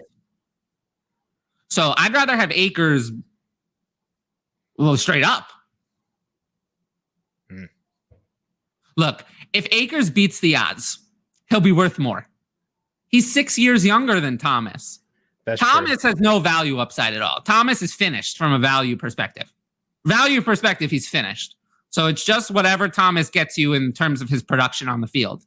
And the Saints are done with Michael Thomas. They want him out of there. They tried to void all of his guarantees. They don't want him. So, whatever. But I'd rather have Akers on the second because at least I got the second. Yeah, that's true. I remember this one from a comment on a video, and I think I was surprised that Michael Thomas that's all you got for Michael Thomas. I think at the time that was when the news was fresh, but I think I just don't have a sense on terms of what Michael Thomas's actual trade value is right now. It's essentially nothing. By the way, It's essentially nothing. At the few times in leagues where I've tried to move Thomas, it's just been flat. No, I don't want him. So dead. And that's in the Patreon leagues, which are not filled with the best opponents. So it's just a no. It's a no, I don't want Thomas. So he has no value. Dead. Like, I don't think, personally, I do not think you could get, I'll give you some names I don't think you can get. I do not think you can get Robert Woods. I don't think you can get Cooper Kupp. No. I do not think you can get Bateman. No. I don't think you can get Elijah Moore. You might be able to get Rondale Moore, who hasn't had as much hype. Probably. But we're talking about players who are way lower. I mean, you certainly cannot get Devonta Smith. Forget that. No. You can't get Jalen Waddle. No. Not with the hype he's been getting. So, he's just not worth anything. Michael Thomas or Will Fuller. Michael Thomas. I think that could even be a question. I think shows you. Like, I have Michael Thomas ranked still decently high, but that's the selling price that he's ranked at. The buying price is very low. I'm just not buying into Michael Thomas, period. I'm not voluntarily putting myself into Michael Thomas. I have recommended buying Cam Akers multiple times because the value upside is there. But with Michael Thomas, I'm just out. I'm out. I'm not buying in. I would not send Bateman or Elijah Moore for Thomas. Nope. Don't do it. I wouldn't sell him for that either. I'd hold out for more, but I wouldn't send those guys for Thomas. I would sell for that. I'd try to get more than that, but yeah. Henry said, I do not play in Superflex, and even I think that's insane. I think that's that Dak Prescott. Henry, you play in like 100 leagues and you don't play in Superflex? That is true. Isn't FFPC normally Superflex? Isn't that the... He plays in 100 leagues, though, all told, and he doesn't play Superflex? That's crazy. One QB must be easier to beat. Brian Edwards or AB? From one of my group chats. What's the answer then? Mine's AB. Oh, give me Edwards. Give me Edwards. Ooh. Easily give me Edwards. Mine's AB. Watch. This year, you're going to see. I think you're going to see Brian Edwards really take a big leap in year 2. Like, there was an article.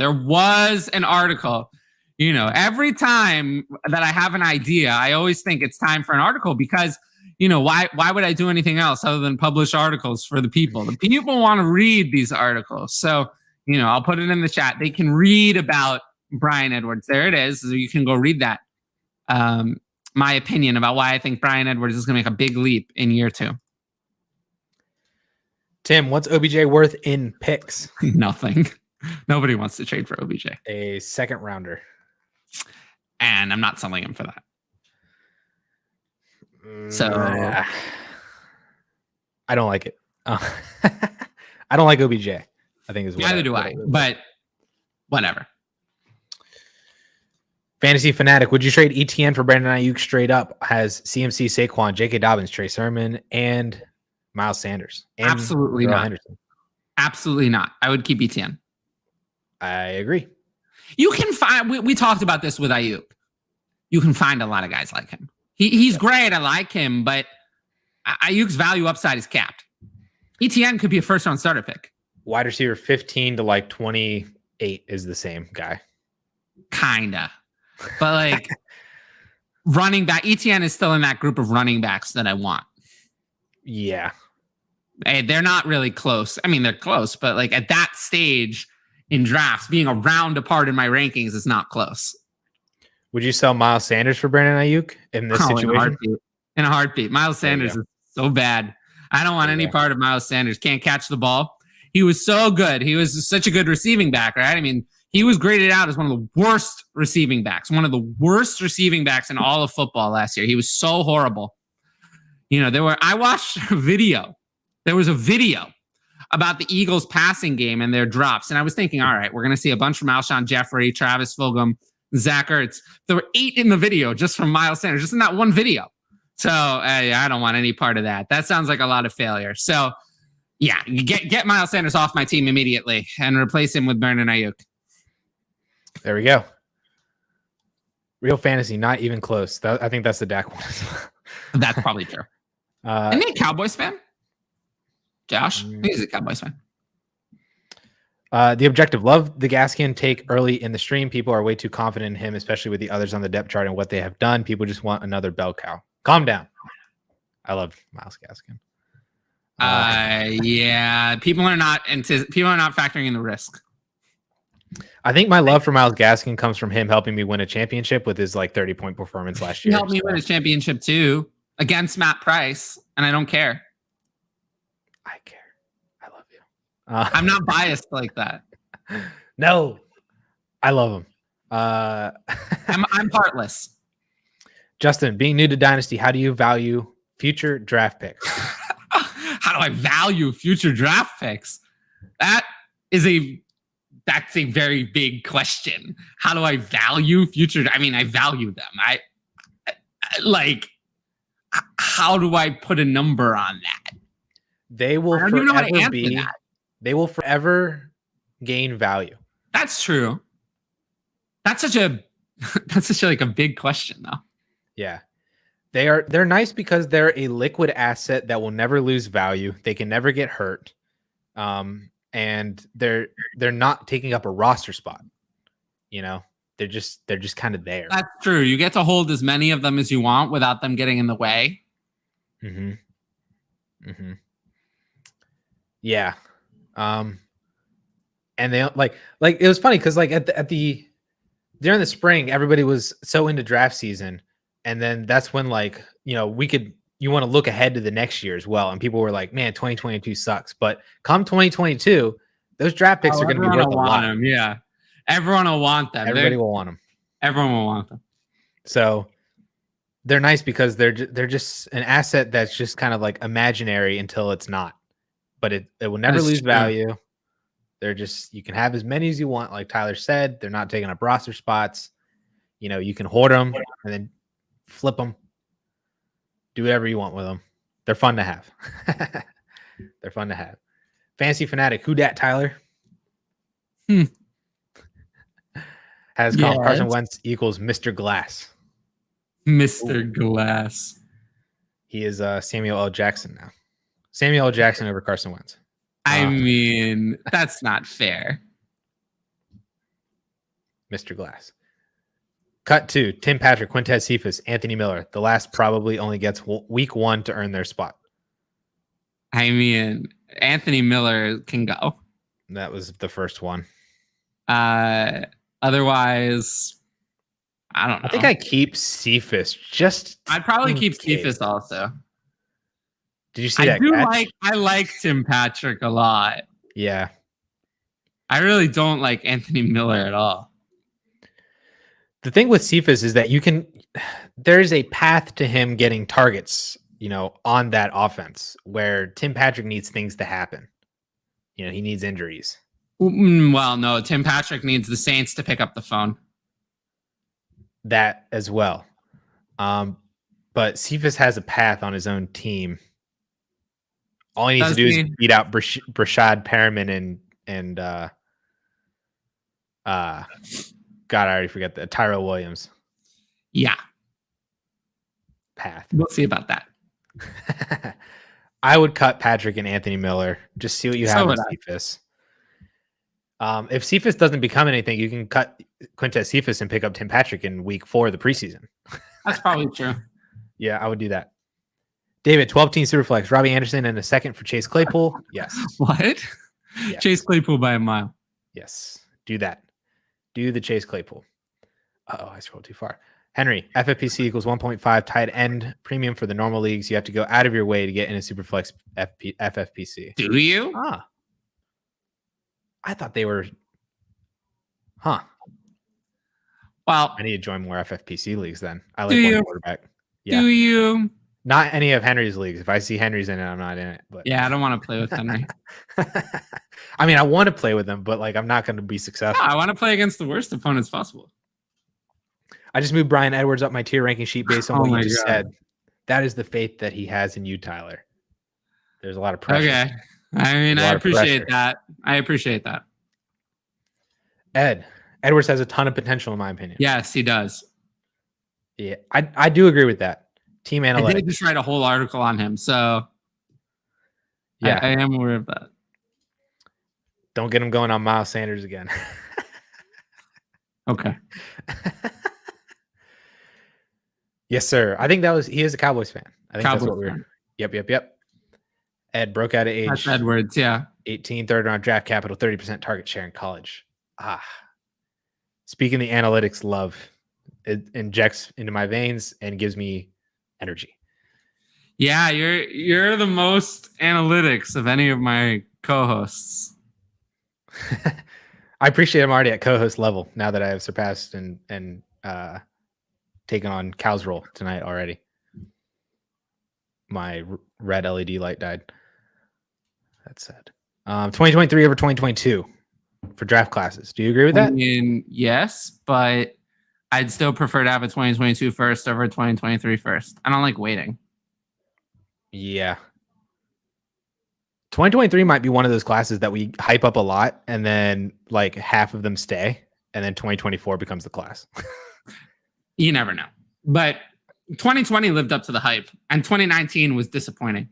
All things 2020 considered. could have been a lot better if Najee Harris and Travis Etienne declared. Well, because the last time we really had this was 2019 and 2020, where going into 2019, everyone was saying, like going into the 2018 season, everyone knew that 2020 was the big class. That's true. That's true. Nathan, 12-man PPR Dynasty League. I have the 1.05. Do you take Javonte or Devonta Smith? Javonte. By a lot, actually. Not very close. Is Devonta 106 then? Yes. I think he would have to be. Waddle's getting close, though. With Devonta injured and Waddle balling in camp, it's getting very close.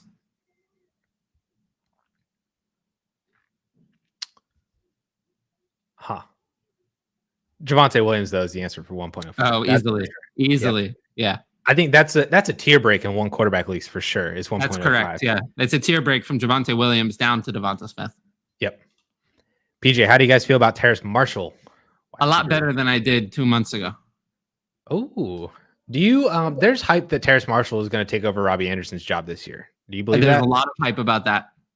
Yeah. Are you in? Yes. I don't know if I'm in. I don't really like Robbie Anderson. Yeah, but he's got that Sam Darnold thing, you know? That's called rewriting history. It's rewriting history. Robbie Anderson's only usable season in New York was 2017. The 2 years he played with Sam Darnold, he was terrible. 2018, 2019, he was terrible. Go look it up. So it's a classic thing. People just say things, but they don't actually look. If you actually look at it, his only good year was 2017. The other two, 2018 and 2019, he was useless. He put up whatever numbers, but he wasn't good. 2017 was his only usable season in New York. 2017 was that was like the end of Patrick. Yeah. 2018 and 2019, he was terrible. Actually, 2018, he was one of the biggest fantasy busts that year. 2017 was actually Josh McCown. So it was Josh McCown, whatever. It was not Sam Darnold. Oh, man. The 2 years he played with Darnold, he was terrible.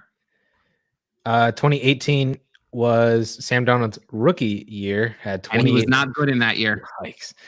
Yeah, Anderson had 94 targets, 50 for 7, 52, and 6. And then 2019 was Darnold again. Even worse, I believe. 96 for 52, 779, and 5. So almost exactly the same. But what was 2017, the one usable year? He had 114 targets, 114, 63, 941, and 7.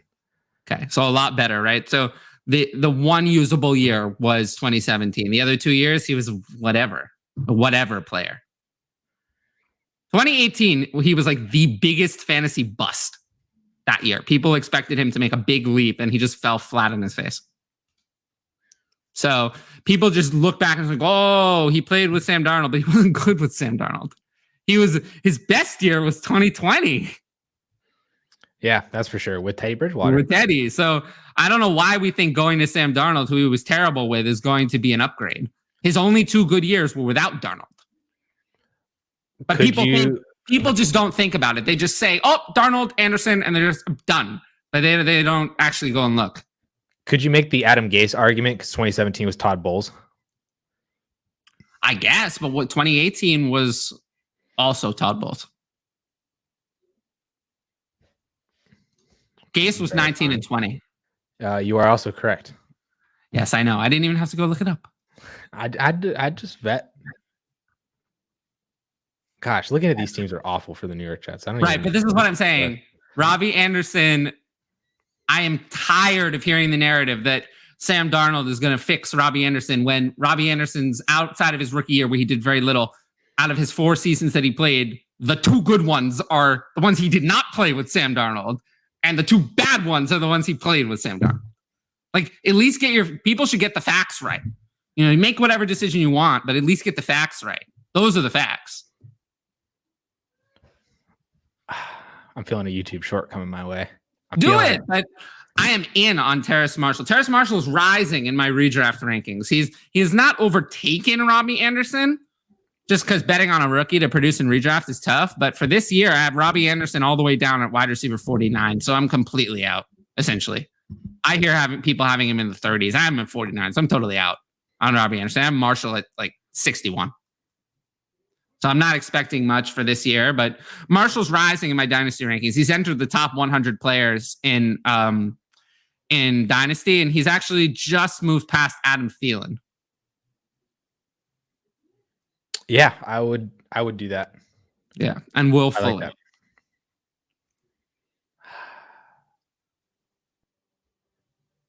That's close. I'd have to think about that. It is close. Well, they're back to back, so it should be close. It should be a decision. Yeah. And then I still have Michael Gallup 1 spot ahead of him just because I think Gallup is so good. I think Gallup is so talented. Do you think you could, going back to Brandon Cook, could you trade Cooks for Gallup? No way. No way. No, I don't think you could. No way. I'd think about that again. The ADP says you can, but there's no way that you can. I don't think you can. There's a lot of hype for Michael Gallup. Go try it. Go try it if you know. I mean, it never hurts to try, but I don't think you can. 12-team Superflex, 0.75 tight end premium. Would you trade Tua for Dallas Goedert and a first? No. That's my answer. No. Easy. Dallas Goedert is someone I'm souring on for this year at the very least. I do think that he's gonna get a bump next year when Ertz leaves. It's actually, you're about to see an article on this one about Dallas Goedert as a year away player, a player you're gonna have to wait a year for. Because I do believe in the talent, but this is not really enough for Tua, I don't think. Yeah, I do. And not far off though. Would it be? Would you change Goddard to like Fant? Would that do it for you? I would take Fant and a first over Tua. Yes. Okay, that's enough. Yeah, so it's not that far off. And Andrews and a first, I would take easily over Tua. Yeah. Fant would be like the last guy in that list, and then you get into Andrews. Tua's not worth 2 firsts to me. So, in a tight end premium, 1.75 tight end premium, Fant is worth about a first. So I would take him with the first. Whereas I don't think Goddard is worth a first. No, even in 0.75 tight end premium, it's just he's not worth a first. I think the community thinks he's a first, but I don't. No, the community doesn't think that. They might say it. But if you actually go into the leagues and try to make the deal, you'll never get it done. I like it. Yeah, I'd keep Tua. There's a lot of people who say things, right? There are people who say things, but it's not accurate. PJ, Tim Patrick needs to go to another team to shine, a.k.a. Auden Tate. I mean, Tim Patrick is a lot better than Auden Tate. Tim Patrick is like Marvin Jones, what he was in like Cincinnati. Tim Patrick should go to the Saints. The Saints are incompetent. And for once, I'm not recording with a Saints fan. I mean, Traquan Smith left practice today with an injury. Deontay Harris is having his court date for his DUI in the near future. So that's getting a lot of Marquez Callaway. That could be a suspension, right? So, no, actually, there's a new player in town. A new player in town. Are you excited for this one? Was this guy that you said on Twitter? You're like, it's deep Jalen enough whenever. McCluskey. Jalen McCluskey. That's a new player in town for the Saints. That's their new hope. Jalen McCluskey. I've never heard of him. I would add him off waivers. Did you do research on him? Do you know who he is? There's no research to do. I don't even what am I going to tell you about him? He went to Tulane. Okay. And what is that? How does that help me? I don't know. Like, what research am I going to do? Like, at that level, I don't care what his college profile was. All I care about is he maybe going to see playing time? Opportunity overall. He has 4.28 40-yard dash at his virtual pro day in 2020. Who cares? Are the Saints going to put him on the field? That's all I care about. I guess he was a practice squad guy. So look, I guess it's with these players, I don't want them. I just want to know who's going to flash so I can sell them for a third. So I don't care. You're telling me a lot of things I don't care about. All I care about is he going to get on the field? I don't care if he's good because I'm not going to hold him. I'm going to sell him immediately. No, yeah. I mean, I think those are points that are trying to, like, can he get on the field?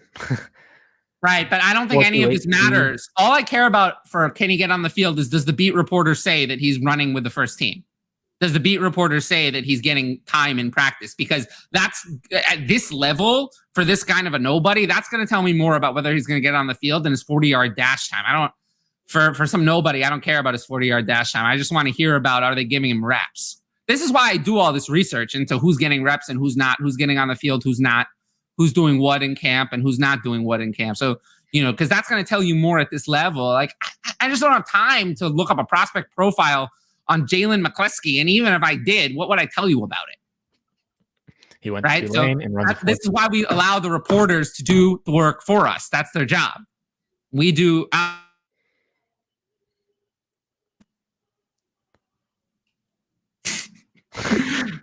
What? It's true. It's true. It's true. It's true. PJ, I love Ryan Edwards. We talked about Palmer earlier in the show. Yeah, what do you guys think of Josh Palmer? I like him, but he's the 3 for now. And might not even be, because Tyron Johnson is giving him a run for his money. And Jalen Guyton could also be there. True, he's there too. He flashed last year. All 3 of those guys are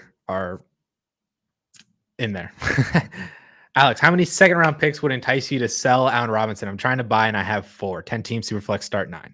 Yeah, I'm not selling Allen Robinson for second-round picks. That doesn't do it for me. 4 second-round picks? Do you think he could persuade a guy? Can you make an argument for why you should? No, it's 4 pieces of crap for something good. I don't sell good for crap. The only interesting part of this that could even get close to, I think, would be the fact that it's a 10-teamer, and if it's like.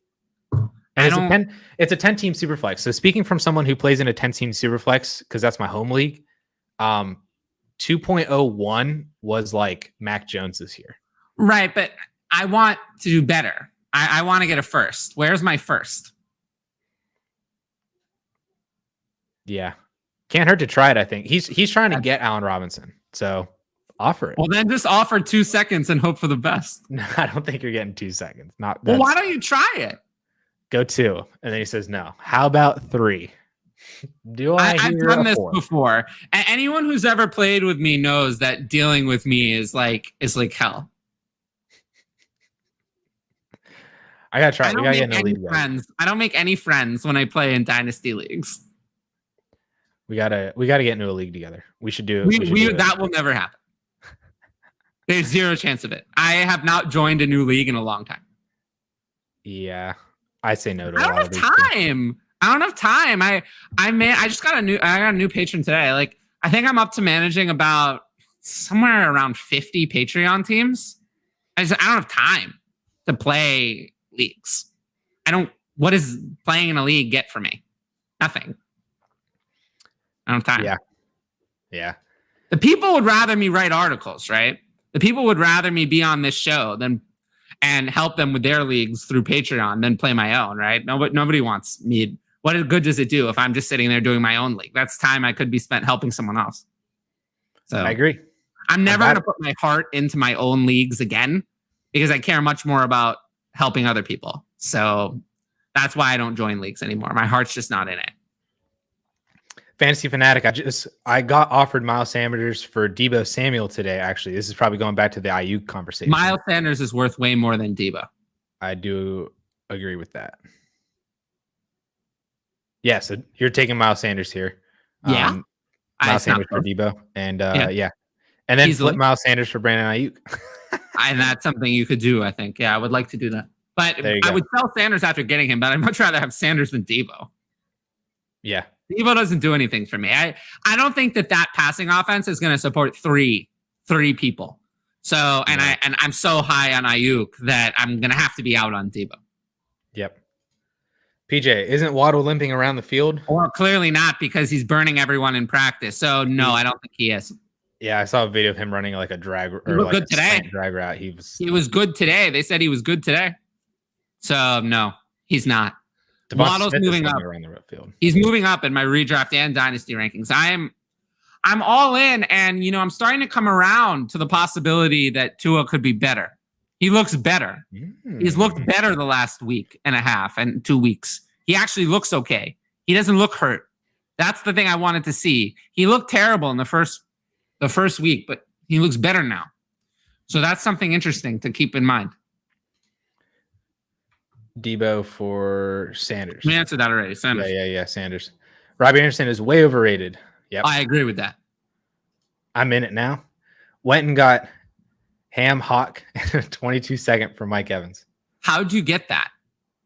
You got someone to add to Hawkinson for Evans? How is that possible? I like it. Yeah. I like it a lot. I like it too. I like it a lot. Henry just moved Robbie down in my rankings. Well, I mean, I'm like 30 spots lower on Robbie than his ADP, but his ADP is obscene. I hope it moves down. Joe Brady's the next great young play caller in the NFL. That's very possible. I can see it. Yep. Are you at all worried about Carolina's like core offense if Joe Brady leaves after this year? Like, I feel like because that's kind of a possibility. That's not why I'm worried about their offense. Are you like obviously like Christian McCaffrey's obviously not Christian McCaffrey can succeed in any offense. But like DJ Moore, is that like a concern for you? Would you move off DJ Moore for? Well, I'd like to move off DJ Moore, but that's not why. Okay. DJ Moore is what he is. Like that's something that like I think about because I don't know how to weigh that. Like because I thought about this with the Baltimore Ravens offense whenever they were, like doing amazing in 2019 because like Greg Roman could like go jump ship and go be a head coach somewhere. Wouldn't worry about it. Yeah. And I just don't know how to value that. So that's always something that is like. If something sinks them, it's going to be Sam Darnold, not Joe Brady leaving or staying. I think I agree with that. Gallup Sam Marshall Darnold decided to get the vaccine, though. He decided to get the vaccine, so he won't miss any time this year. Good for him. Good for him. I only bring that up because Kirk Cousins is missing time right now. You know how those viruses are with Sam Darnold. He's got a rough history. Oh, my God. Him and Mono. That was a crazy story, man, when that happened. The look on Gase's face when he announced it, too. Hopefully the Jets clean their locker room there. I would hate for Zach Wilson to get it. He's in that age range. I don't know if Zach Wilson is going to get it. Gallup Marshall Fuller. Is that the order? That's the order. Maybe. I think so. But not that much of a difference. They're almost exactly the same. Yeah, that's the order. But I have them back to back to back. All right. I'm with it. Ertz is dust. Yes, he is, but he can be dust and still hurt Dallas Goedert. Dust players can hurt other ones, even if they're not useful themselves. Like Jimmy Graham. Yeah, also, I mean, if Ertz is there, they're going to run 12. So that kind of takes Travis Fulgham out of play as a sleeper. I kind of liked him as a sleeper, but not with Ertz there. Or Greg Ward. I don't care about Greg Ward. Brandon, appreciate you guys. We appreciate you, Brandon. We appreciate you guys being here. Yes. We still have 2 more hours to go. 2 more hours to go. There are 34 people in this right now. This is insane. Quiet chat though. If the chat doesn't ask me more questions, we might not go the full 4 hours. We might have to pull. Yeah, we have a storage. It's not even a mailbox. I prepared some extra questions just in case. PJ, Fant feels like a trap play.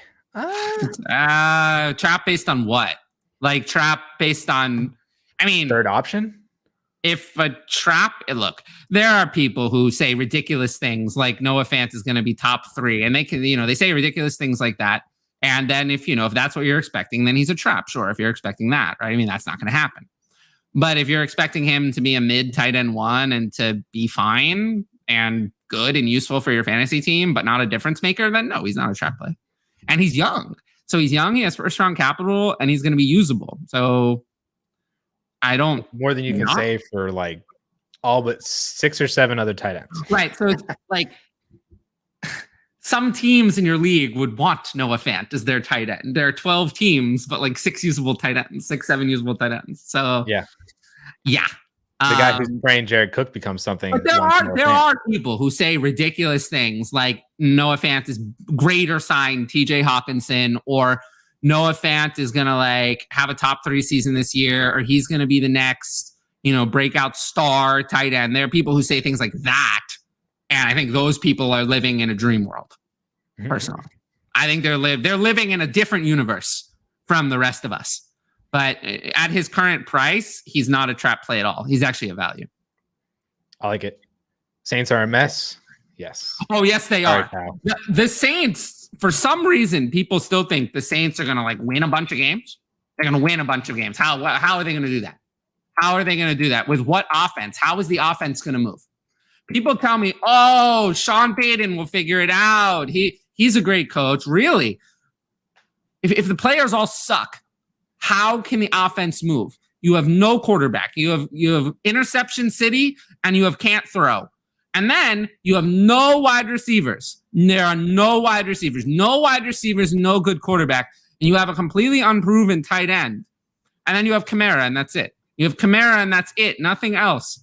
So how do you plan to move the offense that way? You can't move the offense that way because teams are going to stack the box against Taysom Hill. You put 8 in the box. He can't scramble. Put a spy on Hill. And then what is he going to do? Throw the ball downfield to Marcus Callaway? That's going to succeed, right? That's going to be great. So no, this is going to be a disaster. With Michael Thomas, I was kind of in on these quarterbacks, whoever started as a fantasy option. Now I don't want these guys. I guarantee you that the NFL with no good passing options will be able to stop Taysom Hill. The Wildcat worked for a minute and then it didn't. So the Saints over under is 9. Smash the under. I've said this many, many times. Bet on the under. Bet on the under. I have no idea why the Saints win total is at 9. Steelers are at 8.5. Well, I mean, I'm not exactly in on the Steelers, but no, I just think that's a weird. I'd be getting away from the Saints. I'd be very careful. So the Saints have games they open week 1 against the Packers. So their own one. That's pencil that one in as a loss. Then they go Carolina, New England, New York, Giants. Okay, so there may be some winnable games. Washington, Seattle, Tampa Bay, Atlanta, Tennessee, Philly. I mean, Buffalo. I just think that they're so bad that they could easily lose all of these games. Dallas, Jets, Bucks, Dolphins, Panthers, Falcons. I mean, how many losses am I penciling in them for? There's a lot of them. 1. There's a lot of them. I mean, there's the 2 games against 2, Tampa Bay. 3, 4, 5, 6, 7. I'm at 7 right now, and I'm not even trying. That's not even including Miami, Dallas, or either Atlanta. No, it's not good. Yeah. Not good. Oh boy. So no, it's not good. Under 9. Sorry, Cal. Saints brought in Chris Hogan, Penn State. Of course they did. Callaway is going to be the Saints wide receiver that you will be able to flip for a third. I agree. I already did that. Do you hold and wait for a second, or do you flip the third right now? Absolutely not. I don't want Marcus Callaway on my dynasty team long term. I don't want any of these guys. No. Get these guys away from me. Jalen Mick, whatever, sounds like a name generated by the computer in the Madden game. 1 week it could be Callaway, and then the next week it could be Jalen McCleskey. Every week is just going to be Alvin Kamara. This is a disaster. I don't want any of these guys. Waddle way over Fuller? In Dynasty, yes. Yeah. Skip, Dynasty PPR, A.J. Dillon and T. Higgins or Terry McLaurin? It's a good trade. It's a fair trade. It's a fair trade. I'd take T. Higgins and Dillon. I lean that side. If I'm really desperate to win, I'd consider taking Terry McLaurin. Otherwise, I'll take the other side. T. Higgins is almost 4 years younger than McLaurin. Mm-hmm. It's very fair, though. According to my value chart, this is almost exactly dead even on value. Just given looking at the startup where I have them ranked. This is an even deal. Yeah. So, I like it a lot. So, contender, if it's even, I'll lean to the older player with the contender and the younger side with the rebuild. Kyle, A.J. Dillon and Jacoby Myers for T.J. Hawkinson would be losing significant depth if this Who's making these trades? Who's giving up T.J. Hawkinson for A.J. Dillon and Jacoby Myers? Who's doing that? No. Who's doing that? T.J. Hawkinson. Right, but is this really happening? We said ridiculous trades happen all the time. That's true, but you say would be losing significant depth if making this move. This is not depth. This is nothing. I mean, A.J. Dillon is whatever. He's a handcuff, and Jacoby Myers is nothing. He's worthless. So losing depth for a top 5 starting tight end is not a bad thing. Yeah, I don't understand. It's T.J. Hawkinson by a mile. Yeah. Yep. I'm there for that. Damon, if Najee gets hurt, who do you guys think will be the handcuff? Snell, what are they? Benny Snell and Kalen Mirage? Kalen Mirage and Anthony McFailure. Well, pick one. I think it's McFailure. He's looked the best at camp. I think it's Benny Snell. I think they give Snell 10 to 12 carries, and I think McFarland is getting cut. I think Balaj is going to get cut. No, I read a beat report saying that Snell's the one getting the axe. Jalen Samuels. Well, no, he's definitely getting cut, but I think there's another one getting cut too. I don't think they're going to keep 4 tailbacks. Yeah. I think, honestly, this is a backfield that I don't want any of the guys as a handcuff because they're going to just run a committee and none of them are going to be worth anything. Yeah, you're never going to start any of them. I would say that I would consider keeping McFailure on my dynasty roster. I probably don't have a roster spot for Snail or Mirage. I have Kalen Balazs on our roster. Do we have to do the Benny Snail impression? Do it. All right. The ball is snapped. I'm going. Oh, I'm going to get there. I'm going to get to the line of scrimmage. 10 minutes later. I'm still going to get to the line of scrimmage. I'm almost there. I'm just a few more minutes. That's my Benny Snell impression. You need that clip from Monsters University. You know what I'm talking about? No, I don't. I'll have to send it to you. I don't watch these kind of things. I mean, people know. We talked about TV a couple of weeks ago, and I told them that I had some free time in my schedule to watch some TV in 2027, if I'm still alive at that point. Hold on, I'm sending it to you right now because it's a good one. This is going to be your new favorite gift for Benny Snail. Well, I'm probably busy that day. But yeah, no, this is not a backfield where somebody comes out. Like, this is not an A.J. Dillon situation, a Latavius Murray situation. Oh, I love this shift. It's good. It's good. Yeah, see, I told you. That's Benny right there. Yeah, I don't want any of them. I think I agree. If you had to pick one, take McFarland. And if Najee gets hurt, just sell McFarland. That would be nice. Yeah. Yeah. So, Alex, if I can't sell Kamara, do I try to sell for a wide receiver? Yes.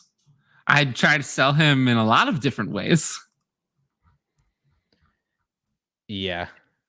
Who are you trying to sell Kamara for right now? Basically, any wide receiver in the top 10? How about CeeDee Lamb in a first? Can I get that? Oh, and a first? It happens in leagues. Trust me. I don't know if Why not that's try? a lot. Why not try? Try. Can I get Justin Jefferson straight up? I don't know. ADP says I can. ADP and market value says you can. I don't know if you can. I don't buy it, but ADP says I can. ADP, I think, says you can get any wide receiver you want. It's true. Yeah. Kamara is ranked ahead of all wide receivers in ADP. Yeah. So ADP says I can get them all. If you have a dartboard at home, just print out a bunch of copies of player headshots and just close your eyes and throw and see which one it lands on. And Jefferson is the one I would want then if it were 1 for 1. Mm-hmm. I'd be happy with any of them. Me to be too. Honest with you. Robinson or Elijah Moore? A-Rob. A-Rob. Yeah, this is not close. Yeah, A-Rob. A-Rob is a wide receiver 1. Elijah Moore is still a maybe. Is there a world where he's wide receiver 3 on his own team? Elijah Moore? Yeah. Oh, yeah. Totally. As a rookie? Completely. There's a world where it's there's a world where it's Davis 1, Crowder 2, Moore 3. Very much so. Yep. That world exists. One thing I know is that the Denzel Minimal, he's now dropped to working with the 6th string receivers. I love it. He's working behind Braxton Berrios in camp. That was their second round pick. That's their second round pick from last year. Damon, keeper decision. Higbee, Gesicki, or Everett? Only gets 1. I'll take Gesicki. This is not a decision for me. Is Higbee 2? He has to be. Yeah. But you can only keep... I guess it's Gesicki. It's easily Gesicki. Gesicki is the only one of these 3 players that's actually good. The other 2 are awful. I'm interested in the upside of Tyler Higbee. Tyler Higbee is not a good player. He's just not good. I do agree that Gesicki is better. 5 good games from Higbee in 5 years. Without Gerald Everett. If Gerald Everett was what was stopping you, and this is the same argument I use for both of them. If Gerald Everett was stopping you from being all that great, you're not all that great to begin with. And now Jacob Harris is there. And I think Jacob Harris is going to be better than Gerald Everett ever was. I can see it. Watch it. Watch. It's going to happen. Yeah, so I think the answer is Mike Gesicki. Oh, it's easily Mike Gesicki, especially with Devontae Parker, Preston Williams, and Will Fuller currently sitting on the trainer's table. And Tua looking good in camp. It's easily Mike Gesicki. Joel, in Dynasty Superflex, what philosophy do you follow with a rookie draft? Take team need or best player available? We get this question almost every week. It's always best player available. Never team need. Yeah. We get this question almost every week. Because you draft for value, you take the best player available, and then you figure out your team needs later by trading that value for other things. Correct. Draft for value, trade for need. Bam. Back to PJ. You think the Saint tank to get a top 3 to 4 pick to get their quarterback in the future? Sean Payton is another Bill Belichick. He thinks he can do everything and just win with anybody, and he's going to get a rude lesson this year. He's too proud. Yeah. He's one of those people who I always say he's blinded by his pride. Yep. So no, they're trying to win, and they're going to be punished. Where can I buy DLF merch? I need one of these. Put the store link. Put the store link. FFthreads.com. Yeah, put the link to the store. It is. Oh, there it is. Yeah, FF Threads. Yes, but you posted it from all of us. Excellent. Yeah, excellent. So you posted it 6 times. Well, there you go. If you have trouble finding it. Yeah, so there it is. It was posted 6 times, so you have no excuse not to find it. Oh, I see I see how to do it. Yeah, you were on all. Okay. You were on all. I see how to do it now. So ffthreads.com, you can go there. You can check them out. There's hats, hoodies, t-shirts, stickers. Yeah. Yes, there are. That's where this came from. And it's the only hat I wear for videos outside of the Steelers one I have back there, but that's for Steelers related stuff. But yeah. Fade Saints and Texans. Money. Outside of Alvin Kamara because he has value. I agree. Jamon? Haymon? Well, luckily nothing's going to change this year. They're not going to have a stellar QB nor Michael Thomas for most of 2021 either. And now they don't have Emmanuel Sanders, don't have Jared Cook, and failed to replace either of them. So, yeah, things are going to be so much better this year. No, it's not going to be better. It's going to be really bad.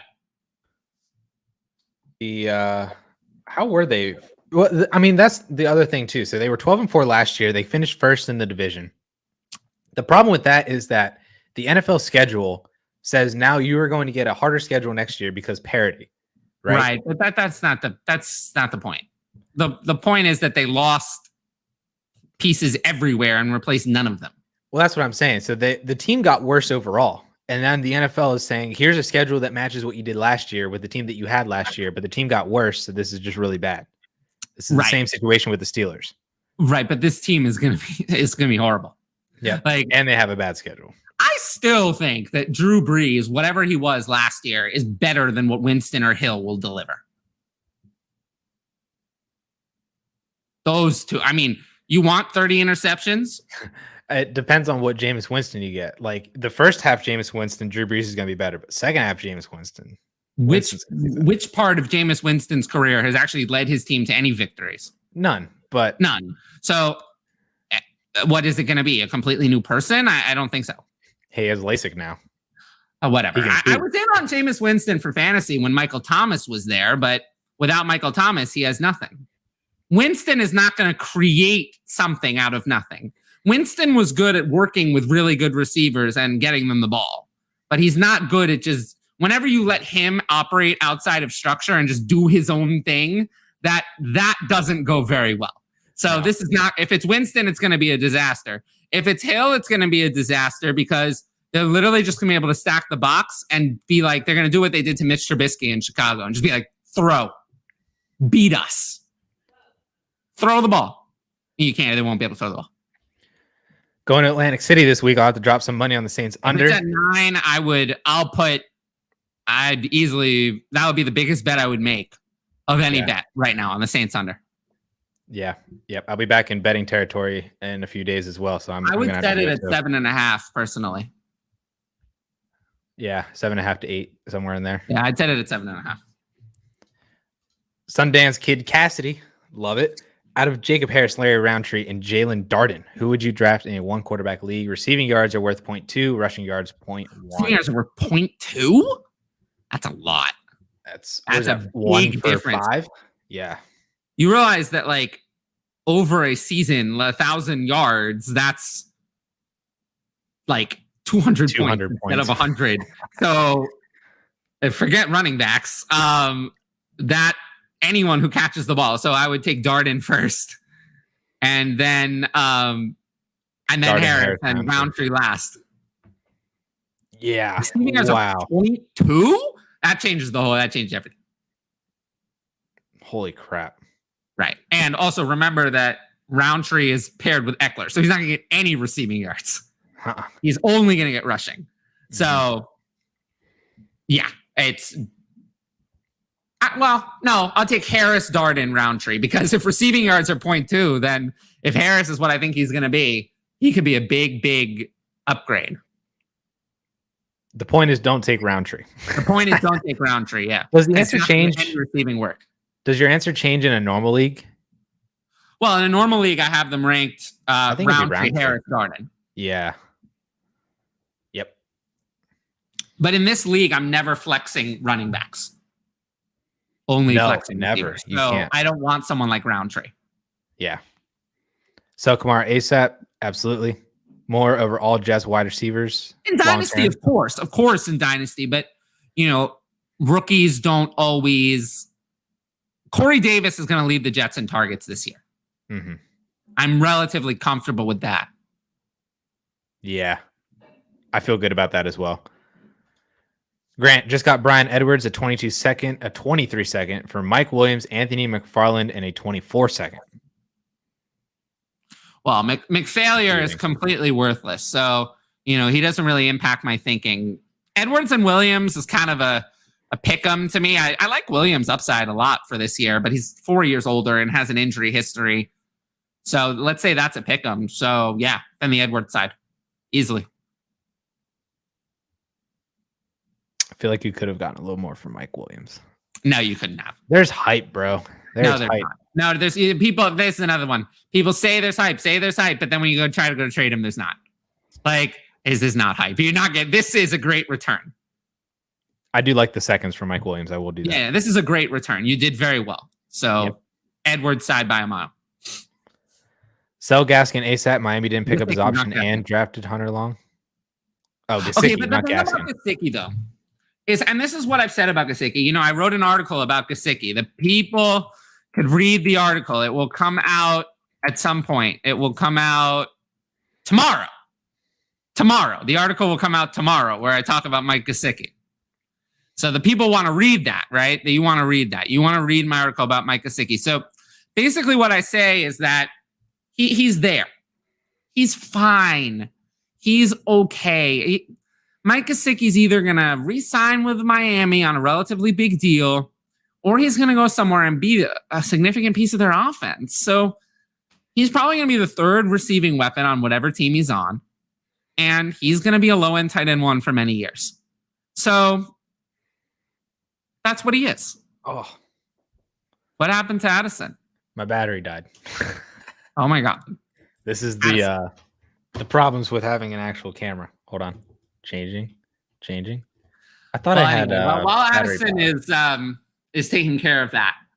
Yeah, Gesicki. You say sell him, but what are you selling him for? No one wants to buy him. He's just someone he's there. He exists. You draft him, and he's a low end tight end one, and it's a whatever. I don't think people are excited about Gesicki. So he's not he's a hold. I don't think he's a sell.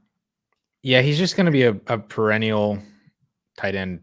He's going to be a perennial whatever, but tight end is so hard to find that, even Evan Ingram is still holding value now. Mm-hmm. And Logan Thomas is 4 years older than Gesicki, and he's still holding value. You have to balance both things. Are we talking about BPA and team need? Yeah. I don't agree with that. I think it's BPA. Sometimes it lines up nicely, but it's just mainly for BPA. You do, yeah. Because in Dynasty, you want to accumulate value. Yep. Grant, forgot to mention that was in a non-Superflex. I don't know what that's in reference league. To, that was back to scrolling. Oh, no. Brian Edwards trade. Oh, yeah. There was two above him. Whatever. 12-team, one quarterback. Doesn't matter. Hey, here's the story. Jerry Jeudy or Chase Claypool? Chase Claypool.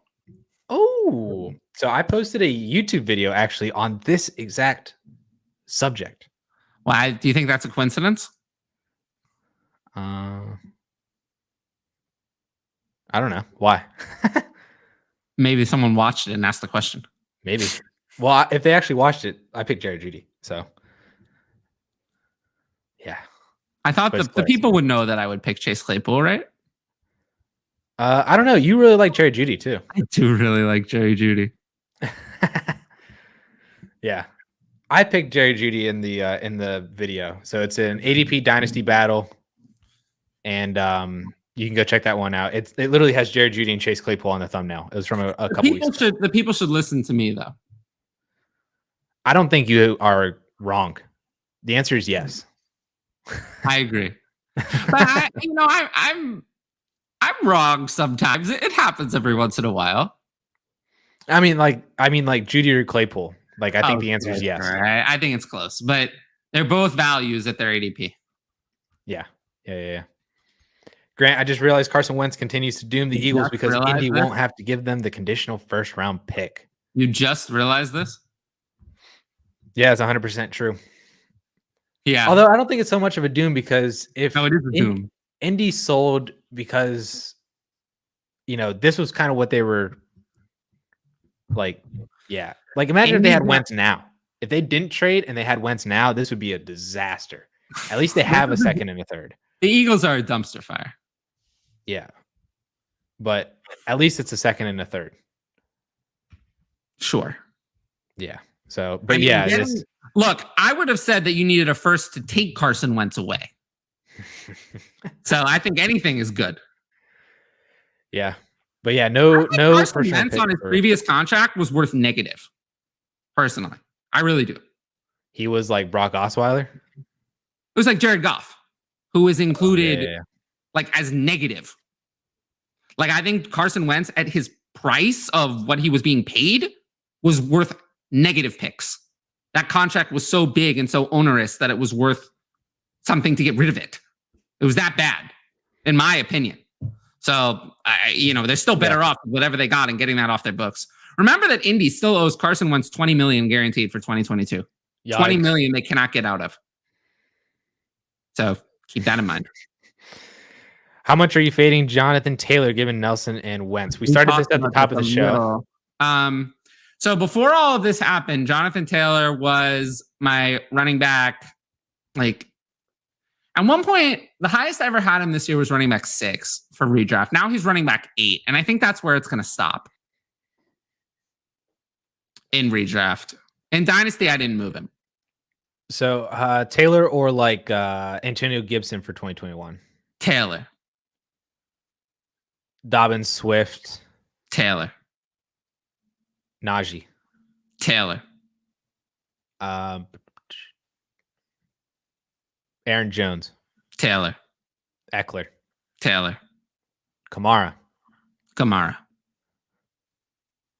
Okay, so he's still for sure up there then. Yes. Yeah. I'm very confident. I don't know if that, like, it's funny because like we spent an entire offseason with everybody saying like, oh, fade DeAndre Swift because their offense sucks and that team's not going to be able to score. This is the same situation we have with Jonathan Taylor. So you can really see who just really likes Jonathan Taylor versus who really doesn't like DeAndre Swift. It's not the same. I think because DeAndre Swift is going to have better. I agree. Jonathan Taylor is a way better player than DeAndre Swift. Ooh. Jonathan Swift Taylor is going to get the valuable touches, though. Jonathan Taylor is a workhorse. Jonathan Taylor can be the kind of 3-down back, can handle 20 to 25 touches a game. Swift, I don't think so. They're not comparable to me. Jonathan Taylor is a way, way better player than DeAndre Swift in almost every way, other than the passing game. But, you're not going to get to that top echelon on 200 carries, which is what I think Swift is going to give you, 200 carries. Jonathan Taylor is someone I think could give you 300 carries, could give you 300 or more carries. Look what he did at Wisconsin. Look at how many carries he had. And did he miss any time? Or did he wear down at any point because of those carries? No, he didn't. He was able to handle those carries consistently. That's why I like Jonathan Taylor, because he's a workhorse. To me, Jonathan Taylor reminds me a lot of Zeke. He reminds me a lot of Zeke, what Zeke was. I want that guy as my running back. That's who I want in my lineup. I don't want maybe. Like, to me, Aaron Jones, there's some weeks Aaron Jones gets like 10 carries randomly. Yeah. I don't want that. Austin Eckler sometimes is completely scripted out. Whereas I think Jonathan Taylor, I think is just giving you 20 carries every week. And that's just what I want. So that's why I'm still in on Taylor. I really do think the Zeke comparison is apt. That's exactly what I think he is. He's satisfactory to good in the passing game and a complete, utter workhorse on the ground. And that's what Zeke was. Which means he'll never kill you. Zeke literally does not. Zeke never killed you. If you remember Zeke in like 2016, 2017, 2018, 2019, Zeke, until last year, were you ever upset that you started Zeke? Was Zeke ever the reason you lost? No. You could count on You could count on him. Yeah. You could count on Zeke. You can count on your hand. And that's what I think Taylor is. You can count on him. Yeah. Whereas you can't count on Aaron Jones in the same way. Yep. That's why I'm still in on Jonathan Taylor. Zeke or Jonathan Taylor 2021? Zeke. Okay. That was. I like it. I look. I'm all in on the Cowboys offense, Dak. I mean, this is something I'm excited about. It with Zeke. I think that he's going to have a big year. Of course, I'm still selling because in Dynasty his value is about to go away. But sell him because I think he's going to have a big year and you can get value. Mm-hmm. Yeah, I agree. Bishop, going into the rookie draft next month, year 2 of our dynasty, I moved Kamara for the 108-114 out of a 16-team league, Chase Edmonds, Henry Ruggs, and the 301. So Kamara for all of that. Yeah. Is this a super flex? Because if it's not, then this is a bunch of crap for Kamara, and I'll take Kamara. There's a bunch of nothing. There's nothing I want. Yeah, Bishop, I'm not even getting Smith or Waddle. Yeah, 108, you're getting Bateman. Yeah, I would be getting. Well, no, I'd be getting Trey Sermon if I were picking. Yeah, you're in that range. 114, you are getting one of the Moores. No, they'll be gone. You're probably getting Michael Carter. You could be getting Terrace Marshall. But I don't want that. I don't want that. I want something better than that for Kamara. This is a bunch of maybe. I don't like trading something great for like 5 maybes. That doesn't do it for me. So if it's a super flex, though, then I'm much more intrigued by this offer. Then at 108, I'm probably getting like Javonte Williams. Yeah. And Javonte Williams and maybe like one of the Moores and the rest of it. Instead of one of them, instead of Bateman as the lead or Sermon as the lead piece, I'm getting Javonte Williams as the lead piece, one of the Moores, and then all of that. It still feels a touch light, but I think in a super flex, I would, if in a 16 team, depth is really key. So I think in a super flex 16 team, I would take it. In a 1 QB, it's a hard no. I agree. Back to PJ and Superflex. Is Haskins worth grabbing now before Ben goes down? Lots of weapons, or is Haskins a failure? Are you kidding? Haskins is dealing with another like police matter. No. The only good thing I will say to Dwayne Haskins' credit is that he's better than Mason Rudolph. No, he is not. I think No. Dwayne Haskins is the worst quarterback. He's the one that I use. I sometimes don't count him because he didn't start that many games, but Locke and Wentz are bad, but Haskins I don't even count because I don't even see him as a quarterback. I just see him as a complete and utter bust. He's someone I just have no interest in. I don't even have a roster spot for him. The Steelers gave Mason Rudolph a contract extension, $5 million for 2022. So there's no doubt who the backup is. It's Mason Rudolph. So no, is your answer to this question. I agree. Damon, I have a plethora of mediocre RB3s and 4s behind Christian McCaffrey, like J-Rob, Fournette, Davis, and Damian Harris. Do I try to sell them now or wait until the season? Okay, so these are some different things with these players. Mm-hmm. We'll go one by one. I'll start with the easiest one. Mike Davis. I don't want to see Mike Davis play. I want to sell him now. He has value now. Something could change. The Patriots could cut Sony Michel, and then he goes to the Falcons. I don't want to wait. So Mike Davis, he's the oldest of this bunch.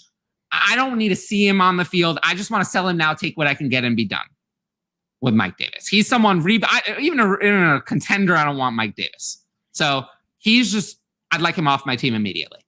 So that's the easy one. The other 3, J-Rob. J-Rob I don't really think is a sell. J-Rob is very talented.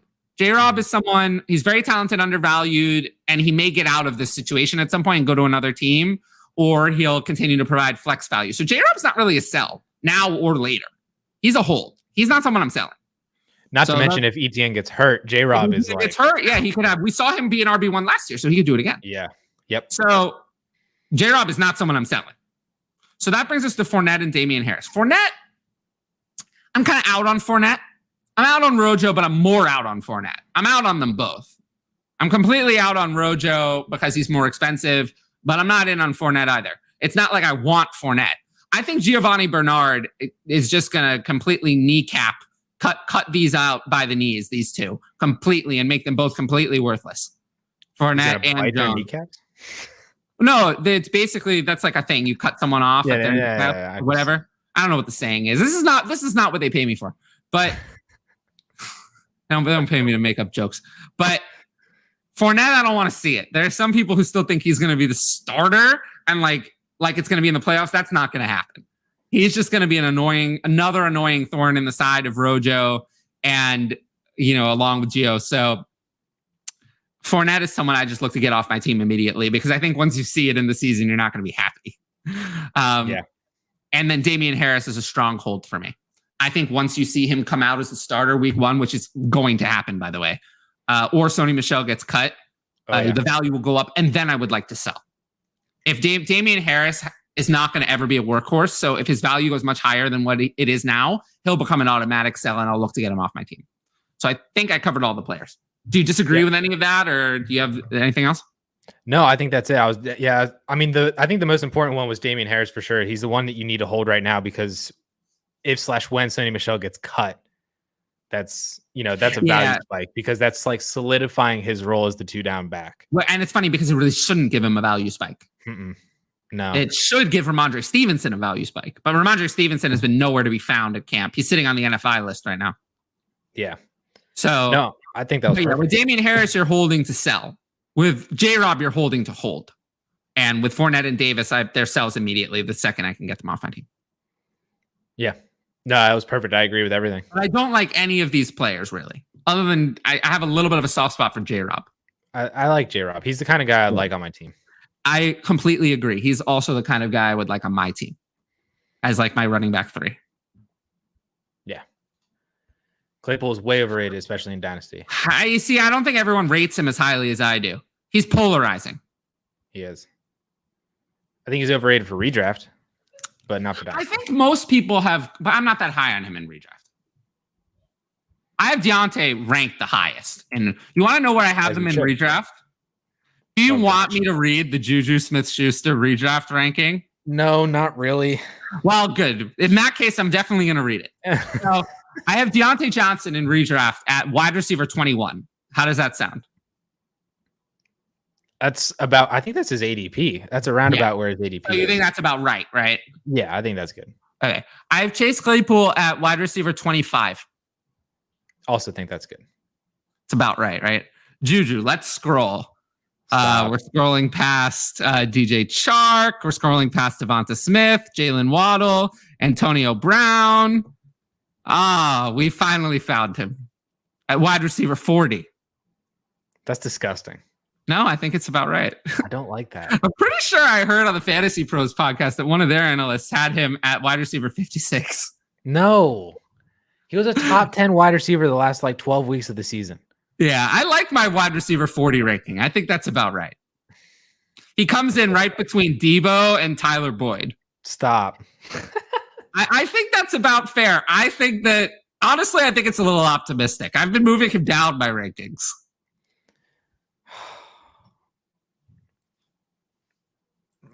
If you told me that you're not going to like this, but if you told me that Mike Williams finished ahead of Juju, I would not be surprised.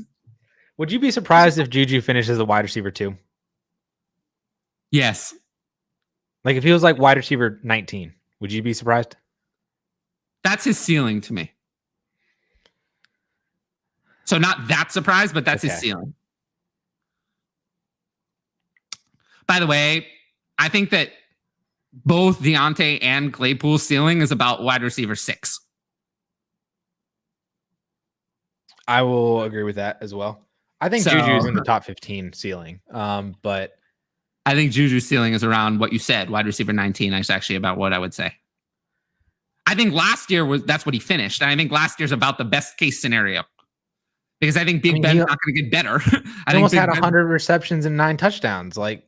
Yeah, the 9 touchdowns is the issue for me. I think that was high. I think that's more likely to go down than up. And he was 19 last year. So I think that 19 is about his ceiling. That's true. You subtract a couple touchdowns from 19, you're No, talking that's what about I'm like saying. wide Like, receiver I like think- 31. I think we saw his ceiling. With this offense, I think we saw exactly his ceiling. It was last year. So I think 19 is his ceiling. And I think that his floor is like what he did in 2019, which was like 70. I really do. I really do think his floor is like wide receiver 70. Look, they're not giving him a single outside rep. Not even a single one. That's fine. Right, but that's fine. That's where he but- thrives. CD Lamb played like 90% of his snaps in the slot last year. Right, but CeeDee Lamb is actually good. Okay, Juju yeah, doesn't win that's not on a good Juju doesn't comparison, win on but- any route. He loses on every single route except for screens. But he doesn't need to win routes against top corners in the slot. He's like wide receiver 3. And he's playing against the Right, cornerback but 3 or linebackers. His average depth of target was awful. He looked bad on all the routes. He couldn't separate. I don't Like, think his ADOT is the issue. I think that's Big Ben. that's partially Big Ben, but That's I a just- lot Big Ben. look, Juju just looks bad. Like, he looked bad. And then in 2019, he looked also bad. Well, that wasn't his fault. That was also Mason Rudolph. Really? Deontay And he was Johnson hurt. looked a lot better than him in 2019, and he was a rookie. Didn't look. Deontay Johnson looked a lot better. Juju was hurt. I know, but Mason it's Rudolph. excuse after excuse after excuse. Deontay Johnson was a rookie who had reps with Mason Rudolph in training camp. Oh, right. That's the excuse, right? So I just think it's clear if you look at the two players that Deontay Johnson to me does everything Juju does except better. Yeah. Okay. Deontay Johnson is just a better. So you have an exact better version of the same player on your team. I don't want the discount version. I just don't want him. I'd rather pay up for Deontay Johnson than have any part of Juju Smith-Schuster. I really think that there's a world in which Big Ben regresses heavily and we hit the not ceiling, which is Deontay Johnson, wide receiver 25, Chase Claypool, wide receiver 35, and Juju, wide receiver 70. I think there's that world exists where this offense is a disaster and Big Ben is completely washed. Like, that universe exists. And I think that that's something I think Deontay can survive. Claypool and Juju, not at all. I don't agree. That's all right. Deontay's the safe one. I agree. That Get I Deontay. think is what people should hear. Is that Deontay is a safe player. Adam said, "Rip Addison." That's Why when did the camera Juju go elsewhere? died. He had money from the Chiefs. Why didn't he sign with the Chiefs? Why would you sign with the Chiefs? Their Why not? wide receiver. What was their best wide receiver two over the past like 7 years done? Or with Patrick Mahomes at all? You could Why not literally sign with combine. the Chiefs? You can combine never Nicole wanna play with Hardman, the Sammy Chiefs. Watkins, and Demarcus Robinson, and all three of their stats were like I'd the same as Juju last year. rather take my chances on whatever what Mahomes has to offer than whatever Big Ben has left. He went back to Pittsburgh because it was a system that he knew, with an offense that he knew, went with back a to quarterback Pittsburgh that he because knew no and one was else wanted comfortable him. with, and that No was one wanted him. and he wanted to run it back, even though they're not going to do anything. But he wanted to have a better opportunity and an offense to produce that he already knew and was comfortable with, in order to elevate and get himself into 2022's free agency. If someone offered Juju Smith-Schuster the contract that Kenny Galladay was offered, would he have signed it? Yeah, Think that you could have. Will Fuller, you could say the same thing for Will Fuller. You could say the same thing for all of those free agent wide receivers Will last Fuller year. got paid more than Juju Smith-Schuster, despite being fine. suspended for the first game and despite having all the steroid stuff. Will Fuller That's still got paid fine. more. I think I Juju's know. going to get like a Corey Davis type contract next year and be fine. Okay. Okay. Corey Davis have a lot of dynasty value? That doesn't matter. All right, I'm just saying it's Juju's dynasty value is going to continue to go down, not up. I think it'll hold for a year or two. I think people are coming around to what I'm saying. He's also 24 years old. Like, You can be bad at 24 years old. okay. I just think he's bad. I really do. We'll see. To me, there's no difference between Juju and like Tyler Boyd. They're the same. I think that's a compliment to Tyler Boyd. I don't disagree with you so much on that. Like they kind of play the same role, and they're both role players. Like Juju What's the needs to- difference? but like, I just think Juju has more juice. Like I think he's just a slightly better player. Well, I haven't seen that juice since 2018. That's a long time. It's been many years since I've seen any of that juice. 2 years That's of no juice. We'll see. He reminds me of Juice, Jarvis Landry. Oh, I like that. Jarvis Landry's good. Doesn't carry Judy, that. Deontay, Chase Claypool. You hate Chase Claypool, but you'll see when he puts up the big catches, he'll have the dynasty value. How is he going to put up big catches when Big Ben throws a second and a half? I mean, if you're athletic, you can work with an inaccurate quarterback. He's not inaccurate. He just won't throw it 40 yards downfield because he throws. He's not inaccurate yet. He's not inaccurate yet. Just wait. Just wait until this year. This year's going to be great. I'll give it to you. Adam said perennial Jag. This might be about Mike Gesicki. If it's about Mike Gesicki, then I agree. Yeah. This wasn't about Juju. This was way too before Juju. Mike Gesicki. I think Mike Gesicki's a little bit better than a Jag. Like, when we look at a tight end, you know who's a Jag? Austin Hooper. I think Mike Gesicki's a little better than that. Like, Austin Hooper is a Jag. Gerald Everett is kind of a Jag. Yeah. I think Mike Gesicki is just a one level up. He's one level up. He has one mushroom up above those guys.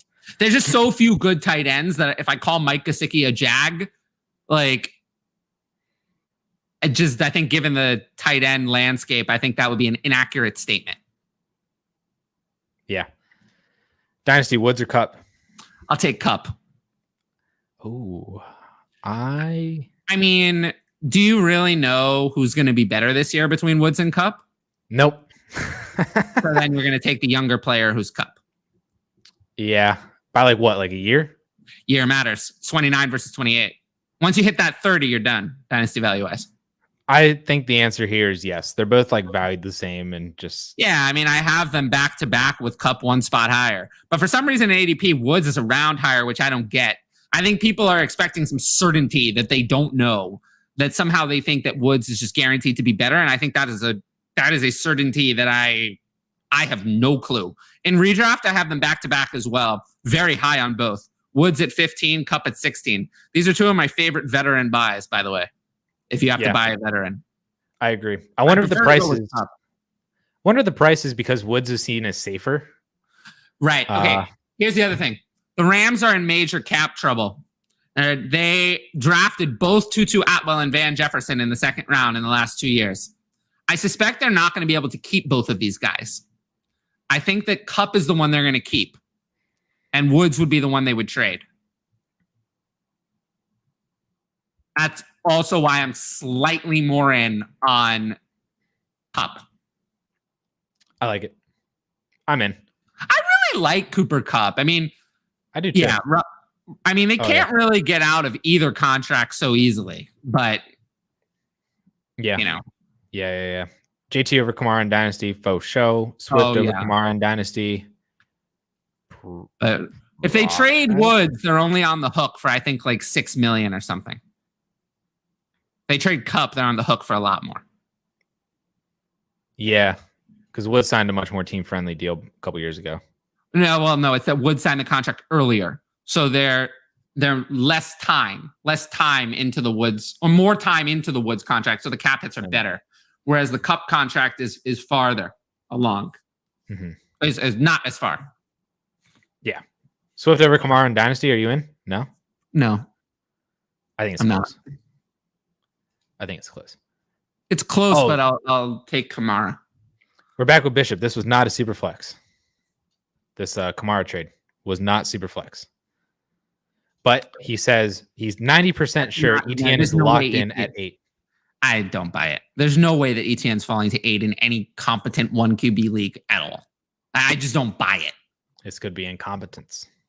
That's so incompetent, though. I don't believe it. So I'm going to stick with my original answer. If you get ETN, that trade's a lot better. It's a lot better, but you can't rely on that, so I'm not doing it. Yep. If Big Ben has bounce back season, does he run it back again? I mean, I think this is one of those situations where you have someone who's in a weird way playing for his job. Although Phillip Rivers was good last year and still walked away. So it's like, if he's good, then they're not going to have a draft pick to replace him. So they're either going to need to go with him again or sign another veteran. If he's bad, then they'll replace him. So there was a report saying that they would have interest in potentially having him again. So I do think it's very simple. If he's good, he'll come back. Because I think Big Ben. Okay, here's what I think about Big Ben. I do not think Big Ben wants to go play for another team. And I do think that Big Ben wants to play in 2022. So just a question of if the Steelers want him again in 2022. Yeah. I think he'll retire if the Steelers don't want him back. So if they're like 11-6 and they have a good season, then I think he could come back. For my value purposes, I'm assuming this is his last year. I am as well. I think this is his last year. I would say there's about a 70% chance this is his last year. Sound about right? I think that's about right. About right. It's hard to know with more certainty. I do think that if they're good, he'll come back. Yeah. So really, I think it's whatever the chance that you think the Steelers make the playoffs is. So like 30%. Which I think is about 30%. Yeah. Given their win totals at 8.5. Yeah. And their schedule is awful. Is not good. Yeah. It's horrendous. So yeah, 30% chance he comes back. With that said, though, in Superflex, I'm just not buying. I don't think he's going to produce a lot. I think he's going to be bad, and I'm just kind of out. Nathan, 12-man PPR, one quarterback dynasty. Mike Evans and Baker Mayfield for the 107, the 112, and the 2.05. I'll take Evans. No. Mm-hmm. No. Look. Think about it again. Think about what you're actually getting. You're getting Waddle. You're probably not getting Waddle. You're probably getting Bateman, and I'm probably getting Trey Sermon. And I'm getting Bateman. Yeah. Then you're also getting at 112. You're probably getting like Michael Carter or Terrace Marshall. Yep, Carter. Yeah. Carter or Marshall. Well, Carter might not be there, so then you'd have to settle for Marshall. And 205. 205, you're getting like could be Chuba. Like Amari Rogers or Nico Collins. Gross. Amari Rogers. So I'm taking Carter, and so 205 and Baker are probably about the same, more or less in this format. Because like you could get Zach Wilson around 205. That's true. Yeah. If it's like Trey Lance and Justin Fields at 205. They won't be there though. So you're probably getting anyway. I think 205 and Mayfield are about the same. So it's essentially, would I rather have for me Sermon and like Marshall or Evans? And I'd rather have Sermon and Marshall. So I'll take the picks. I'm so out on Evans. There's very few players I'm more out on. I think I still take Evans. I just think that by week 3, you'll be crying. What I need is instead of the 107 and the 205, make that the 1.05, and you got me. The 1.05 is worth more than Evans and Mayfield on its own. Exactly. But like, I just think that I really believe. Oh, I guess, wait, at the 107, you're getting Waddle. You're getting Waddle. Yeah, I got confused. Oh, well, I'd rather have Waddle than Evans. So this is not close then. Yikes. Whoops. Juju is garbage. Yes, you heard that correctly. I would rather have in Dynasty, I'd rather have Jalen Waddle over Mike Evans. You did. That was not I didn't misspeak. I did say that. I stand by it. Nope. No, shake your head all you want. I can tell you that by week 2, you'll be crying. You'll be begging to trade Mike Evans for Jalen Waddle. You'd be begging. You're going to have to add a second or more to Mike Evans to get Jalen Waddle. You're going to see Mike Evans is going to be in a 3-way crowded committee. He's going to be completely unreliable, and Jalen Waddle is going to be balling out. And you're going to be in tears that you did it. So please, if the people are listening, and you can get like Jalen Waddle or Devonta Smith plus for Mike Evans, do it. Do it. Do it and thank me later. Please, please, please. Nope. Shake your head all you want, but week 3, you'll be in tears. You will. Adam says, sell me on Michael Carter. Haven't we learned our lesson on 4th round running backs? I'm not the right person to sell you on Michael Carter because I'm not that high on Michael Carter. I'm okay with Michael Carter. I like him as like a possibility, but I'm not like over the moon. So I'm probably not the right person to sell you on him. I have him ranked lower than his ADP. I like Michael Carter a lot. I think he was a lot better than his 4th round draft capital suggests. I don't know why he fell that far. Well, I think that he's going to be the for sure starter for the New York Jets. Okay. I think he's 1,000% better than Tevin let's Coleman. see how much you like him then. Let's see how much you like him. So Michael Carter or Trey Sermon? Carter. Okay. I hate Trey Sermon, dude. I hate Trey Sermon. He sucks.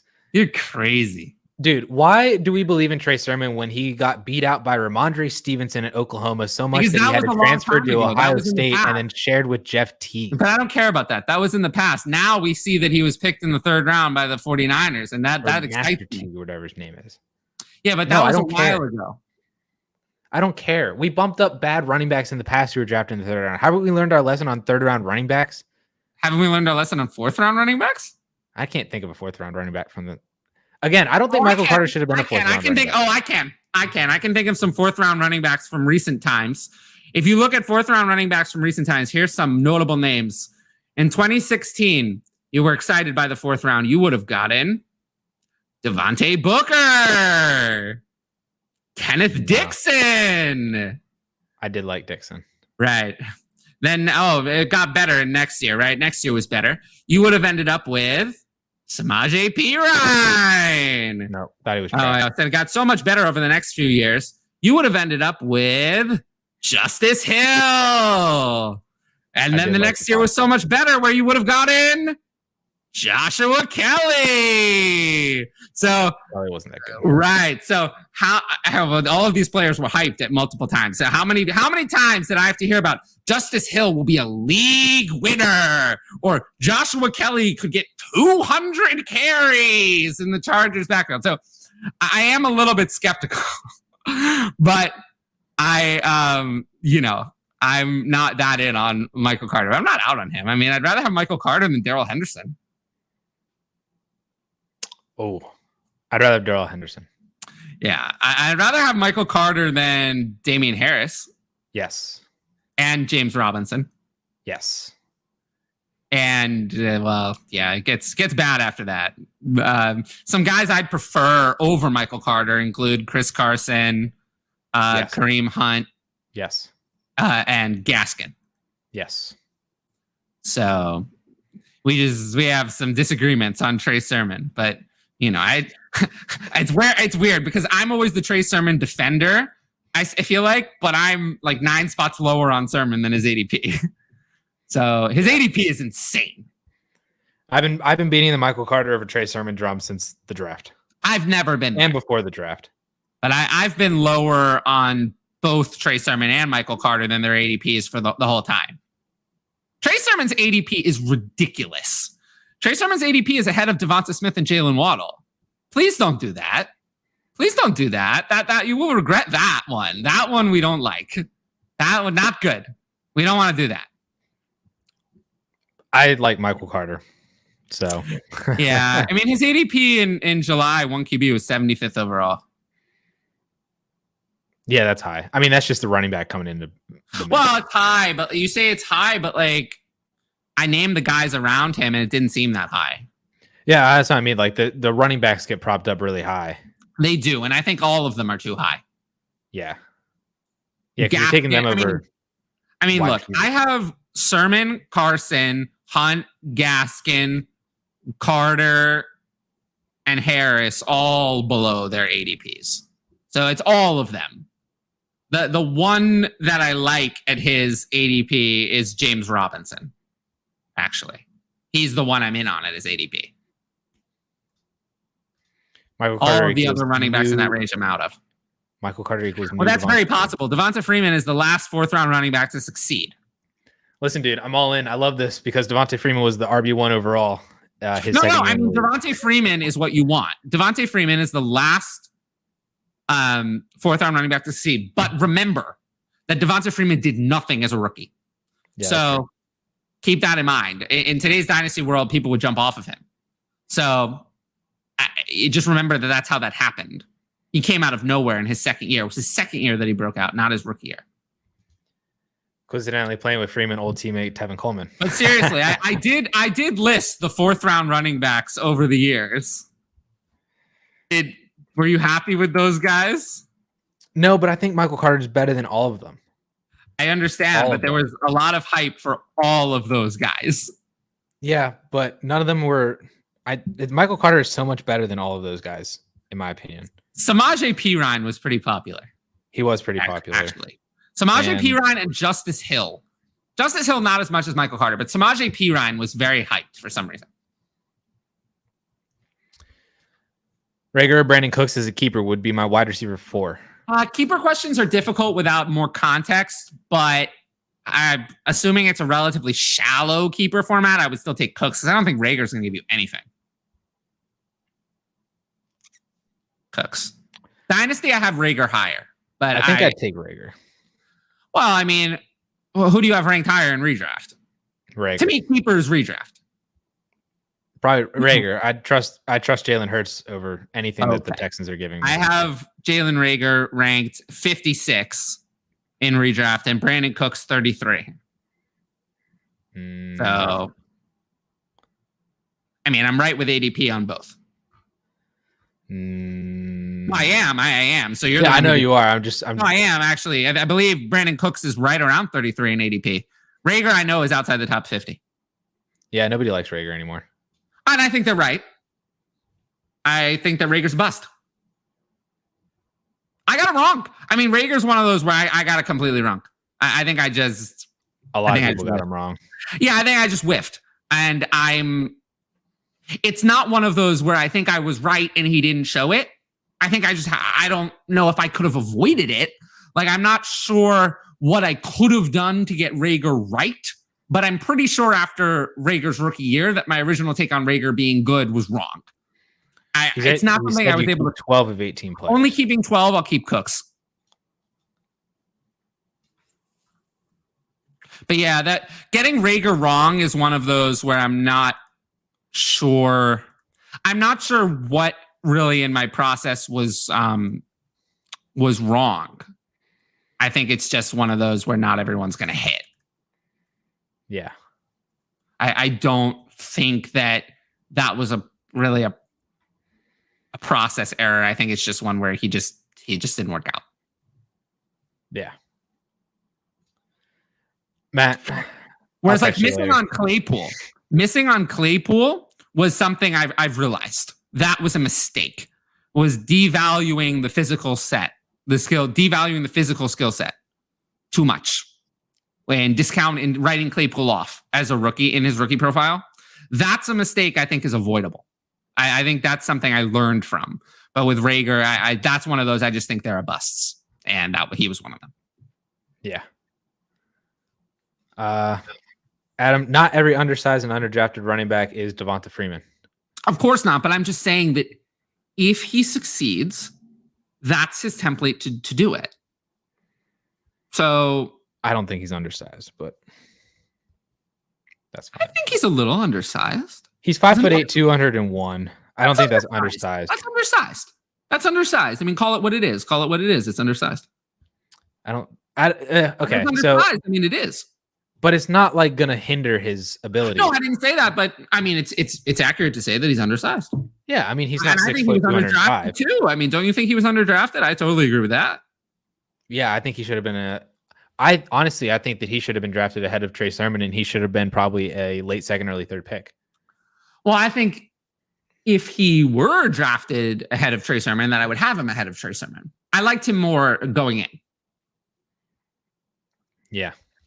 But I'm fine I'm a big draft capital person. He's the same size as Devonta Freeman, like we already mentioned, and Ray Rice and Brian Westbrook. So I'm not. Why do you think Devonta Freeman keeps getting mentioned? Yeah. He's actually been mentioned before as the comp for him. Yeah, I like Remember that Devonta Freeman was not a workhorse back when he was the RB1. Tevin Coleman still took carries, but he was still the RB1. And Michael Carter is not a workhorse either. So I'm just saying, like, I really am telling you, go look at Devonta Freeman's career. That is Michael Carter's ceiling. It is. I think that's exactly a fair comparison. I mean, what more could you want, right? I mean, he was the RB1 one year and then the RB6 the next year. I mean, that's the best ceiling you could possibly imagine. Yeah, that's more than what some other like first and second round running backs will give you. I'm here for it. If someone gives me any running back one season, I'm happy. Not the one, all running back one season. I'm happy. It was just one from a rookie pick. James Robinson or Michael Pittman in Superflex start. One running back, one wide receiver, one tight end, and 7 flex. Okay, so I have James Robinson and Michael Pittman back to back in my rankings. Literally, they're right back to back, one after the other, with Pittman one spot ahead. I think I take Pittman. No. Oh, you see, right? It's right back to back. Is the answer actually James Robinson because the ceiling is going to be higher for him? I'm not sure it is on a weekly basis, but I'm not sure their actual ceiling is higher. Or like ETN's not going away. But if he gets hurt, you're like locked and loaded. But Tony Pollard has a higher ceiling than James Robinson. Then if you want to play it that way, yeah, that's fine. Like if someone gets hurt, there are other players who have a higher ceiling than James Robinson. I would take Tony Pollard over Michael Pittman too. Oh, I would not. Yeah, I would. Michael Pittman. I don't value wide receivers like that. Michael Pittman's the clear one there. I think you could interchange Michael Pittman with like 20 other wide receivers, and you're gonna have like the same production. I'm a big wide receiver person. Yeah, I don't value wide receivers like that. Oh, yeah. See, the people know that I'm big on wide receivers. I like to get running backs really late. Yeah, I do too. I just like having like 5 wide receivers and I'm done. Oh, I'm not like that. I like having a bunch of wide receivers. Yeah, I like having a bunch of running backs. Yeah. Yeffy also said, how you guys doing tonight? I'm doing pretty well. We're doing well. We got 1 hour left. Yes. We got 1 hour left. And we still have lots of people in the chat. Yeah, we do. Local Liability said Pittman for the answer. It's very close. I'm still taking James Robinson.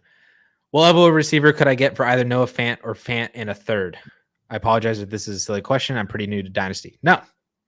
It's not a silly question. So are we talking, but it matters though. Are we talking about a tight end premium? Is there a premium here? Because if there's whether there's a premium or not completely changes the answer. If there's no premium. Yeah, just assume normal. Because he's new to Dynasty. I don't know if he's going to throw himself right into a premium. Let's say there's no premium. Okay, so here's the receivers I have ranked near Noah Fant. 1 spot above is DJ Chark. Gross. 1 spot below is actually Bateman. Yes. And then right after that comes the 2 Moores, Rondale and Elijah. A couple others above Fant include Woods, Cup, Juju.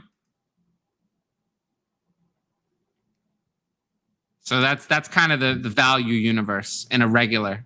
He said no premium. So nice. Yeah, I think you'd be lucky to get Cup, Woods, or Juju for Noah Fant, or Fant in a third. I'd be ecstatic if I was trading Fant for that personally. I think I'm maybe higher on Fant than you. Maybe. Usually I'm the one trashing Fant, but it sounds like you're lower on Fant than me. I just think Fant is like fine, you know? Kyle, I'm pretty sure, is a big fan of Fant. Yeah, like I would take Fant over Chark. See, I'm still high on Chark. I'd probably take Fant over Bateman too, honestly, when I'm down to it, because I feel like I can you can start Fant every single week. I'm not sure I can get there with Bateman yet. But I feel like I'd be ecstatic to get Cup, Woods, or Juju. And I have them all ranked above Fant. Yeah. I'm trying to think I if don't there's really anybody like else. Fant that much. But Fant you're is higher on someone him where than me. out because the thing is, Fant is in that level outside of a premium where you're never going to start him in the flex. In a premium, you could have Kelsey and Fant and start Fant too. Right. But in a regular, you're not going to start him. So he just doesn't carry the same value. Right. Right. In a premium, he carries a lot more value because he has flex value. That's something I think a lot of people don't realize about tight end premium is that's where the extra value comes, is because you can play like about 10 tight ends in the flex, 10 to 15 in premium. Above a half PPR though, right? Like a half premium. Half premium is the same. No, I need a 0.75 premium. 7.5 That's or where 1. you start to be able to. Yeah. So a 0.75 premium. I rank my tight end premium based on 0.75 because that's trade addict scoring. So that's why I decided to do my tight end premium rankings are on a 0.75. Also because the 3 things I see are 0.5, 0.75, and 2. So 0.75 is right in between. Yeah. Yeah, I like it. So it kind of covers both. I still think 0.5 is the most popular, but 0.75, I think 0.75 is the best setting. That's the one that I prefer. That's the one I think is the most interesting. 2, I think, starts to become too much. Yeah. After playing in a 2, it's way too much. I don't think 1.5 is enough at all. It's hard to overcome a Kelsey at that point. No, you can't. I don't like that. I don't want it to be one player dictating the whole matchup. So I think 0.75 is my preferred. And in that case, you can start guys like Fant or even Goddard in the flex, Logan Thomas, Gesicki even. So I like that. So that's the difference. In a regular league, I'm just not starting Fant outside the tight end spot, so the value's not there. So, I'd take Kupp or Woods. Yeah, 100%. Tyler watched the video of Gesicki throwing the football over his house. And I have seen that video. That is a good video. It is a good video. I have seen it. It's really funny. I don't know how he did it. What if it was edited? I thought about that, but I know what he's talking about because I know I've seen it. And I remember being thinking about it at the time. Yeah. Gator fan again, Bateman or Mooney? Bateman. Mooney is a 5th rounder. I mean, 5th rounder is a lot of maybe. 5th rounder is a lot of maybe, whereas a 1st round pick is not maybe. So, I want a 1st rounder. So I'll take Bateman. Oh, he said no premium for the tight end. Yeah. Well, I saw that. So we answered based on that. Okay, cool. Who do you project has a better career on their current team, Lance, Fields, or Wilson? I'll stick with the order I have them ranked, which is Fields, Lance, Wilson. I think I change my answer on Lance and Fields every day. So, yeah. Look, to me, this class had a generational prospect, a standard number 1 overall pick, a easy top 5 pick in any class, and then a couple other good prospects. This is a very loaded quarterback class. It was insane. Absolutely. So, I'll stick with the order, though, and Fields, Lance, Wilson. Now, in real life, the gap between Fields and Lance and Wilson tightens a lot. The reason why it's more in fantasy is because of the rushing upside that Fields and Lance offer. Wilson had some rushing touchdowns in his final year, but he's not Lance, and he's not even going to be Fields. Yeah, which Fields doesn't even run all that much either, comparatively. Lance is like Lamar Jackson. Fields is like Russell Wilson is a better quarterback than people think. Yeah. And I'm pretty in on him compared to his price. His price is really low. Yeah, I'm in on him compared to his price, but I'm not in on him compared to Lance and Fields. Yeah. I have said a million times that I think the Jets got it wrong and should have taken Fields at number 2. I do agree with that as well. What do you think about Jared Dokes? That's not spelled correctly. There's actually everything is wrong. It starts with a G, and the last name has a K in it. Okay. Yeah, Jared Dokes. I like him because I've always said, I think Myles Gaskin is a few bad games away from being benched. I mean, you don't Good want to thing hear he'll- it, but it's true. Good thing he'll never have those bad games. Well, no, he better not, because if he has a few bad games, he's being benched. The problem is, I'm not sure that I'm not 100% sure that Dokes will be the one to step in. It could be Ahmed. It could be Brown. It'll be Ahmed, I think. I think it would be Dokes, but okay. The only reason why I don't think it'll be Ahmed is they had an opportunity to go to Ahmed over Gaskin. When Gaskin was hurt, Ahmed filled in and was good. And then Gaskin, coming off an injury, came back and they went completely back to Gaskin. So I think they've made their choice between those two. I don't think they're going to go to Ahmed over a healthy Gaskin, like ever. Whereas we don't know about Dokes. So I'm always going to take what we don't. We know what Malcolm Brown is. Malcolm Brown is a jack. So we don't know about Dokes. So I'd rather take what we don't know over what we do know in Ahmed. We know he's not that good. And then Brown, we really know is not that good. So yeah. I have it Dokes, Ahmed, Brown. It's literally in the order of who we know the least about to who we know the most about. I like it. Yeah, I have Dokes stashed away, but yeah, I don't I'm a big fan of stashing him. He's one of my favorite stashes at the running back position right now. Emar Smith Marset is the wide receiver. I wrote an article about him. Too much. Aren't you noticing that as a pattern? That you just, I mean, I'm not surprised, honestly, at this point, whenever you just have you players. You should hear about how many articles I've written. God, I don't even, I do want to know, but it's scary. Do the people want to know? Do the people want to know how many articles I've written? I will post, that's my article on Amir Smith Marset. Here, yeah. I'll tell the people. So we do things by quarter. So in this quarter so far, which is July forward, I've currently written 16 articles. In a month. That's correct. In quarter two. That have been posted. That's true. I'm sure you have a couple on the backlog as well. I think there's a couple in the backlog, but there's not like 7 in the backlog. There might be 1. Then in quarter two, which was April to June, I wrote 40 articles. And then quarter one, I started February 5th. So in a little under 2 months, I wrote 29 articles. So people pay attention to this show, but I spend a lot more time writing than I spend podcasting. Yeah. So, I pride myself on my writing. I really try to do a good job. I really do. Make sure that you read those articles. Read my articles. I would appreciate it. I never hear about them really. All I hear about is this show. And look, I love that. I love that people listen to this show. And I love that you guys are all here.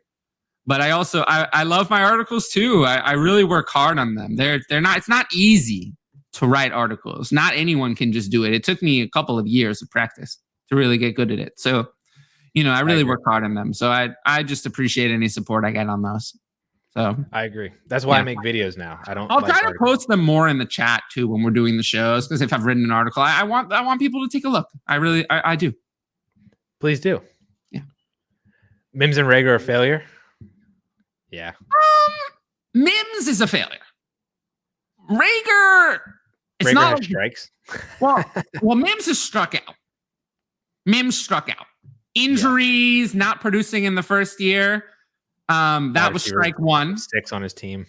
Then transactions this offseason.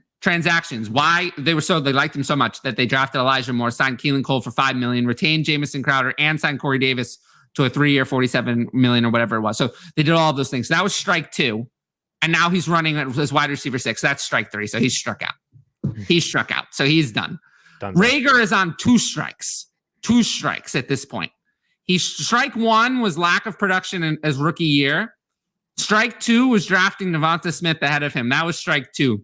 But he hasn't gotten to strike 3 yet. He hasn't struck out yet. They haven't said anything bad about him in camp. I mean, they want him to be a starter on their team. So he has not yet struck out. If he does not produce almost immediately this year, he will strike out, and that will be strike 3, and then he'll be done. So he's on 2 strikes. Is Waller worth a 22 and 23 first in a 0.5 tight end premium. Man, I do not want to pay that. I don't think so. You're paying that for a... But he is worth that, though. In a half? Half is a little short. Yeah, that's true. In a half, I would say no. But he's not worth that. I mean, he's worth more than a 22 first. I agree. He's worth more than a first and a second. He's not worth much less than that, even in only a half. I mean, but I'm not paying that. Yeah, I wouldn't pay 2 first. That's a lot of future for a 29-year-old tight end. Future for an aging asset who turns 29 in September. We haven't done the age game on this show. We haven't done the... Are you familiar with the age game? Vaguely. Yeah, so it's how I know all of these ages. And yeah, you just know that Darren Waller turns 29 in a month. Well, he does turn 29 in September, I believe. I think it's September. What day? Oh, God. September. Is it September? I want to say September 29th, 1992. Not 92. I nailed Cooper Kupp. September 29th is my birthday. Oh, that's maybe I got it confused with you. I nailed Cooper Kupp on one show. You got September and you got 1992 correct. Well, I usually get the month and year. The day is hit or miss. 13th. All right. It doesn't matter. The month and year, I'm confident. The days, I get those rarely, but sometimes I do. Yeah. So I'm not paying 2 first for Darren Waller, even in a half tight end premium. I'm probably not either. Yeah. But I'm not sure if I had him and I were a contender, this is not a smash accept. No. It's the kind of thing where assume if I'm a rebuilder, I'll take this if it's this or nothing. Oh my God, 100%. But if I'm a rebuilder, I'd like to get more than this. I'd like to get more. But if I had no choice and it was this or nothing, I would take it. I think I would probably just take this. I don't think I would try to get for more. I'm very aggressive. That's, I think, maybe a difference between me and you, or I don't know how Cal is, but I'm very aggressive. This is something where I'd take it if it were my only option, but I'd prefer to do better. Mm-hmm. I'd like to get a player I like more than a first with it. Like, what if I could get, instead of the 23 first, maybe I could get like Jerry Jeudy and the 22 first. Or like, for me, Chase Claypool in the 22 first. Or Brandon Ayuk in the 22 first. I'd just like to do a little better. You know, it'd be ideal. Just go down to Kyle Pitts. You're not going down to Kyle Pitts. You're going exactly. Up to Kyle Pitts. Go down to Kyle Pitts. No. That doesn't work. That doesn't work. You're going to have to add to Waller to get to Pitts. Would you do like Hawk in a first? For Waller, I'd love that, but you can't get that. Hawk in the 23. You can't get that. I would do it, but you can't get that. People are very high on Hawk. Yeah. You know what? If I could give Waller in a second for Pitts, I would do it. Yeah, and just clean my hands of Waller and have Pitts forever. I would do it. You just gained like 8 years of age. Oh, if I could give Waller in a second for Pitts, I would do it. I would be so happy. Yeah. I'd be set for years. Years. Yeah. Pitts, I believe it's like, is Pitts like October 2000 or something? He turns 21 in October. In October, yeah. October 2000. Yeah. So, he'll be 21 years old to start the 2022 season. Yeah. So Waller to me is a sell, but for the right price. Yeah. Yeah. Yeah. Keep it rolling. I skipped over. This is my best friend, and I'll text him later. What does jazz hands mean? So he told me that I need to be more jazz handsy on the show, just on not on the show, but like on YouTube in general. Like just get more into it, get more flair and stuff. You are too quiet. Yeah, you got it. I'm not saying you have to be me, but that's what you're for. That's the duo. That's what you're for. Right, but I can't. It's a 4-hour show. I can't be me for 4 hours. I try. I mean, look, I don't think there's many other people who could do this show, but I like the energy. My butt hurts. Oh my God. Chark, Moore, Woods, and Cup all over Fant. Sure. Don't agree with Chark, but I'm so in on Chark. No. Compared to you, I guess. He's Juju Smith-Schuster for me. He's done. I think the Chark could have a bounce back year. I don't. Superflex, non-tight end premium. 2 first for Kittle. This is interesting. I think it's 2 first. And a Superflex non-premium. Yeah. So to give an idea, here's where I have Kittle in my ranks in non-tight end premium, just among running backs and wide receivers. So I have Ezekiel Elliott 1 spot ahead and DeAndre Hopkins 1 spot behind. And I'm not giving 2 firsts for either of them. So I'm not giving 2 firsts for Kittle. In a non-tight end premium, I'm not doing it. He's still worth more than a first, but not 2. In a non-tight end premium super flex, he's not worth 2. In a 1 QB, he's worth 2. Yes. But not in a super flex non-premium. But he's worth 2 firsts in the 2 formats that are most played, which is a regular 1 QB or a super flex tight end premium. He's worth 2 firsts in both of those formats. But not in this specific format. Dokes might get some goal line work either way. I think Brown will be the one who gets goal line work. Brown starts it out. He has Jordan Howard's workload from the beginning of the year last year, I think. I don't know who gets what. When it comes to these situations, how much do you really know about Jared Dokes? Nothing, right? I mean, you know nothing about Jared Dokes. He's just some guy. He's some guy. I mean, you have no idea. He did something in college, whatever. I mean, people can say, oh, I know a lot about this sleeper. I know a lot about that sleeper. And they say all of that. None of that matters. With a 7th round pick, when you get to the NFL, I don't care what they did in college. I want to hear about what they're doing now. I want to hear about who's doing what on the depth chart. We talked through this with the Saints wide receivers, the same thing here.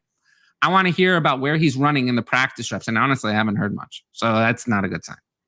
I mean, they have, you want to talk about them not having any, draft capital or investment in Myles Gaskin. They don't have any in Dokes either. No, they've made it clear that Gaskin is their starter. They have not made it clear who their number 2 is. Yeah. So I need more information on that. And that's all I'm going to care about. I don't care even one bit about Dokes' college profile. Because at the end of the day, I'm not looking to keep Dokes. I'm looking to sell Dokes. So I don't care about his college profile. All I care about is his production on the field and what that might be. PJ said when Gaskin gets benched, it'll be Brown who steps in. Probably maybe initially, but Gaskin I think will not. No. That's not happening. Gaskin will not be benched for Brown. Brown could be in a committee taking a little bit of work from Gaskin, but they're not going to bench. We know what Brown is. They know what Brown is. Brown is a jag. They're not going to bench Gaskin. Now, if Gaskin gets hurt, I think it's possible that Brown steps in. But I don't think that they're going to ever I don't think that they're going to That's why I like Dokes the most. Because I don't think they're ever going to voluntarily bench a healthy Gaskin for Brown or for Ahmed. Because we know they didn't do it for Ahmed. And Brown, we know is a jag. Dokes, we don't know. So that's why I like them in that order. So Dokes is the one he'd be benched for. But if he's injured, I think Brown would be the one who steps in, if I had to guess. But I wouldn't want him. It would be a committee. Yeah. Another Steelers situation that I don't like. Yeah. Does that make sense? I think it's a little bit of a better version than the Steelers situation because I think all of these guys I think Ahmed, from what I saw, is better than any of the Steelers running backs. Yeah, that's 100% true. Like I saw enough from Ahmed to say that he's okay. Whereas I think all the Steelers running backs are horrible. I agree. If Ahmed was on the Steelers and he was the backup to Najee Harris and Najee Harris got hurt, Ahmed would be like a RB2. I think Brown is better than any of the running backs on the Steelers. Yeah, I do. He was satisfactory. Yeah, he was satisfactory in certain games, and all the running backs on the Steelers are horrible. So I think Brown is better than any of them too. So I'd be more interested in this committee. Okay. Yeah, I'm about it. Like if Gaskin got hurt, I think there would be an RB3 there. Whereas in the Steelers backfield, I don't think anyone would make the top 40. Yeah, without a It would be touchdown. that Some bad. random falling into a Yeah, it would be touchdown. that bad. No, but ranking. If I were ranking them Oh, weekly, yeah. Najee Harris suffers a torn ACL in week 2. And in week 3, I have to rank the Steelers running backs. None of them make my top 40. Whereas I think if the same thing happened with Miami, whoever they said the starter was would probably be a low-end RB3 at first. Yeah. That's the difference. My redraft league is doing a setup of 2 quarterbacks, 2 running backs, 2 okay. wide receivers, 2 regular flex, a defense, and So this is a how many commissioner benches question. you need. This is a commissioner question, right? I mean, well, this would be something. I mean, you should submit this question to Commission Impossible. This is a little basic though. So okay, 6 or 7 bench. So it's 10 starters, including defense kicker. Yeah, 6 or 7. And do I prefer 2 QB or Superflex? I prefer Superflex. Superflex. Yeah, so more flexible. Haha. Yep, I do 6 or 7 and Superflex, but yeah, always Superflex. Mims has a long line of failure. Yeah, 3 strikes. It's the longest line of failure. I sold Fant in a first for Waller. Also have Pitts and Hawkinson, no premium. Holy moly! I probably would not have done that. You traded a tight end and a first for another tight end while having Pitts and Hawkinson? I'm confused. This is a bad idea. What are you trading one of your tight ends for then? I don't get it. Why'd you trade Fant in a first for Waller in this situation? You were fine. You should have traded Fant away entirely and just rolled with Pitts and Hawk forever. Yeah, or do you like Fant in a first for like Pitts and Hawk? That's too much. You should have just traded Hawk away and rolled with Pitts and Fant as your duo. You don't need Pitts and Hawk. I think that's too much. I would have traded Fant and Hawk, both of them away, and tried to pick up like Mike Gesicki. Or Goddard, who I think is going to rise in value next year. Yeah, and then just go with Pitts. Yeah, this is a bad move. Sorry, Alex. I don't think I would trade a Fant and a first for Waller in any format. Because if it's tight end premium, then Fant's worth a first, and that's 2 firsts for Waller, and I don't want to do that. And if it's regular, then Waller's not worth enough to be worth this. So I'm still not doing it. I probably would if I didn't have any other tight ends and I was really competing. It's the like kind the of difference move from Fant to Waller would be huge. It's the kind of move that I'm just generally unwilling to make. This is not how I turn my teams into competitors. Yeah. Will Swift and Hawk make Goff startable in Superflex? Nope. No. I have Goff for the year ranked as, he's in what I would call the disaster tier. I have a pretty big tier, but, we started disaster tier with guys like Zach Wilson and Cam Newton. He's in there. He's currently quarterback 29. No, they will not make him startable. So to answer your question, that's a big fat no. Cam Akers, Cooper Kupp, and Robert Woods didn't make Jared Goff startable. So it's a no. It's a no for me. We need a Tyler Hair flip gif ASAP. Oh, you mean this one? Oh, ideas, Carp. Maybe one day Addison will have hair to do this flip. Whoa. The longest I grew my hair out was in like high school. I had like just grow your hair out, Addison. No, I can't do it that long. Why not? I don't know. I just can't. Do the people know about the hair? Do they know about what? Why my hair is long? Your hair? Yeah. Because you're Samson. That's right. But do you know why? No. You never heard about the blizzard, Addison? I don't think so. Oh, so I was supposed to go to the barber, but there was a blizzard. So I decided that, and I couldn't go. So I decided that was a sign that I should never cut my hair again. And since then I haven't. That was in 2017. Wow. So are you ever going to cut your hair? No, I can't cut it because then there'll be another blizzard. There hasn't been a blizzard in New York City since then. Are you going to get to a point where it's like long enough and you do some sort of like locks for love kind of thing at some point? Maybe. But my hair is already at its maximum length. It hasn't grown in about a year. or more actually. Or maybe it's just at the point where it's so long that you don't notice. No, it's not. I've measured it. Oh, okay. Interesting. It's at its like maximum length. Smith Marset or Marquez Callaway, how big is the difference? One of those two players is actually good. So I'll take Smith Marset. I don't think I'd take neither. Smith Marset, I think Smith Marset's going to surprise people. Does he find playing time? I think he sends Adam Thielen out of town. Oh, this year? Like at the end of this year? I think that, after this year, Adam Thielen becomes expendable. Adam Thielen also refused to get his vaccine. Yeah, that's the whole thing. So, they're going to be... did you see Mike Zimmer's interview? Yes, that was awesome. So the only reason I bring this up is because this is going to encourage... The Vikings are pissed at Adam Thielen and Kirk Cousins. So if there's any doubt, if they're on the fence about do we keep these guys or do we get rid of these guys, they're going to get rid of them. So just plan for them potentially moving on from Kirk Cousins after this year. They're not going to extend him. And after this year, they can get out from Adam Thielen's contract and save almost $6 million. And even more if they trade him. So, just keep that in mind that, if I said this about Michael Thomas too, for different reasons. Michael Thomas has been pissing the Saints off and now they're going to look to get rid of him. Same could be true for Kirk Cousins and Adam Thielen. So I would prepare for them not to be in Minnesota long-term. So it could open the door for other players. Just keep that in mind.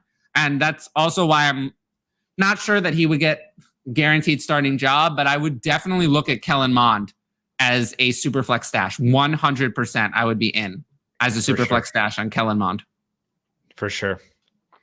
In a super flex startup right now at 9-10 and no one is taking Galladay. Other wide receiver options are Gallup, Marshall, Fuller, Hollywood, Cooks. Am I missing something or does he need to be taken? He'd be my wide receiver 5.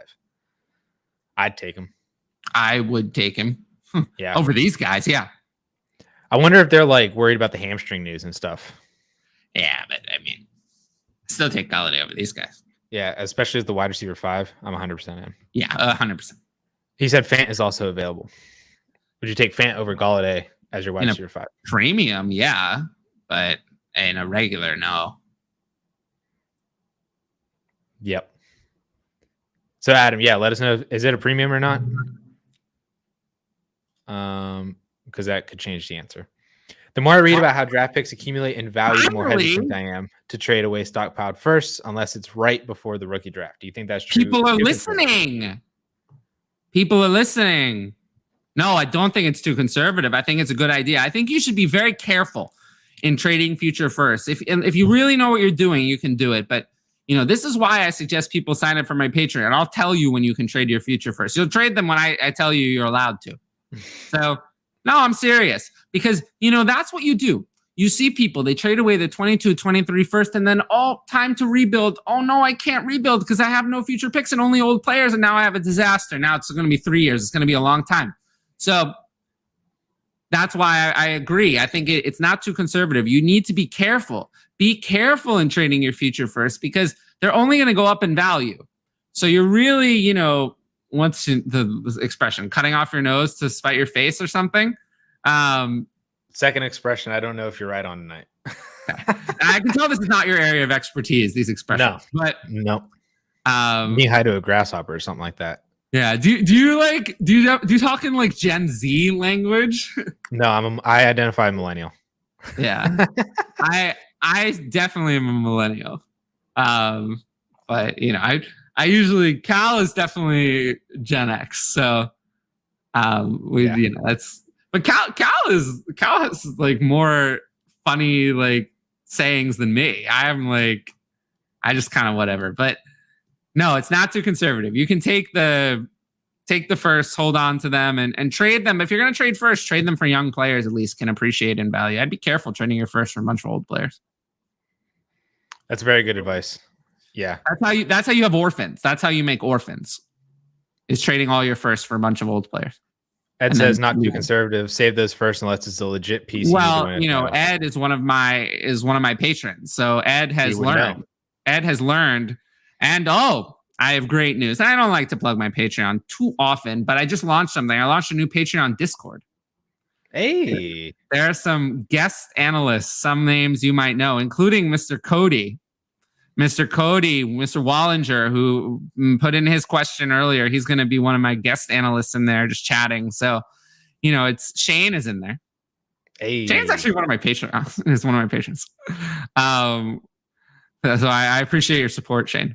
But yeah, so that's something I do in there. I can put the link in here, but yeah, throw it in there. Yeah, I'll throw it in there. I just have so many places where I am these days. Oh, also the one thing I never believe is that I got Patreon/fantasy advice. Isn't that crazy that I got fantasy advice? That was available. That is pretty awesome though. I love that. Yeah, no, it is. I mean, it's that, it's articles, it's this show, and it's my podcast. I mean, that's what I do. Twitter, I try my best, but that's more of a promotional vehicle for me, just to promote everything else. I've been trying to put out more content on Twitter because I know that's the only way a lot of people are going to see it. But, at the end of the day, Twitter's a promotional platform for me. 100%. That's all it should be. Adam said no tight end premium on that. Oh, yeah. You believe that even more than I do. Oh, yeah. 100%. I create some Twitter content, very little. But, yeah, you definitely are more on the promotional side even so than me. Yeah, Adam said no tight end premium, so it's Galladay. Oh, and speaking of what Adam said about, sorry, I'm behind on the stream. I mean, one thing I really like is you can watch this show afterwards. Generally, I mean, last week, I believe, over half of our views, once again, were watched after. So a lot of people watch it later. Yeah. Including me. Do you just put your phone on there and you're like 4 hours run? Me?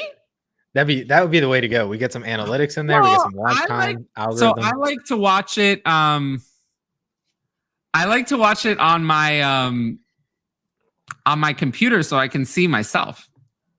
God, that's so narcissistic. but Addison, this is my favorite show. So, but I guess the one benefit is this is my favorite show with 4 hours of my favorite dynasty analyst. I feel like I already forget what we talked about 3 hours ago. So it'd be new content. I have to remind myself because I have to make sure I'm listening to my own advice. Yeah. So I have to refresh on what I said. So that's also how I come up with new material. Maybe I should do that. I'd just go back and watch my YouTube videos. Hey, watching yourself is the best way to improve on your future content. I do. 100%. And a lot of people don't want to do it, but they should. Yeah. Yeah, because you judge yourself harder than what you think. Oh, I certainly don't. I'm pretty easy on myself. I just said I think I'm my favorite show. I impress myself sometimes. I'm like, wow, I sounded smart there. Yeah, it's not about judging really. It's just there are tendencies that I've tried to cut out over time.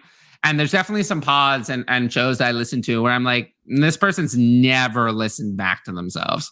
Because it's on the 10th episode, I'm like, you would have fixed this if you had ever once listened back to your own show. I listen to my duo podcast too. I listen to that back every week.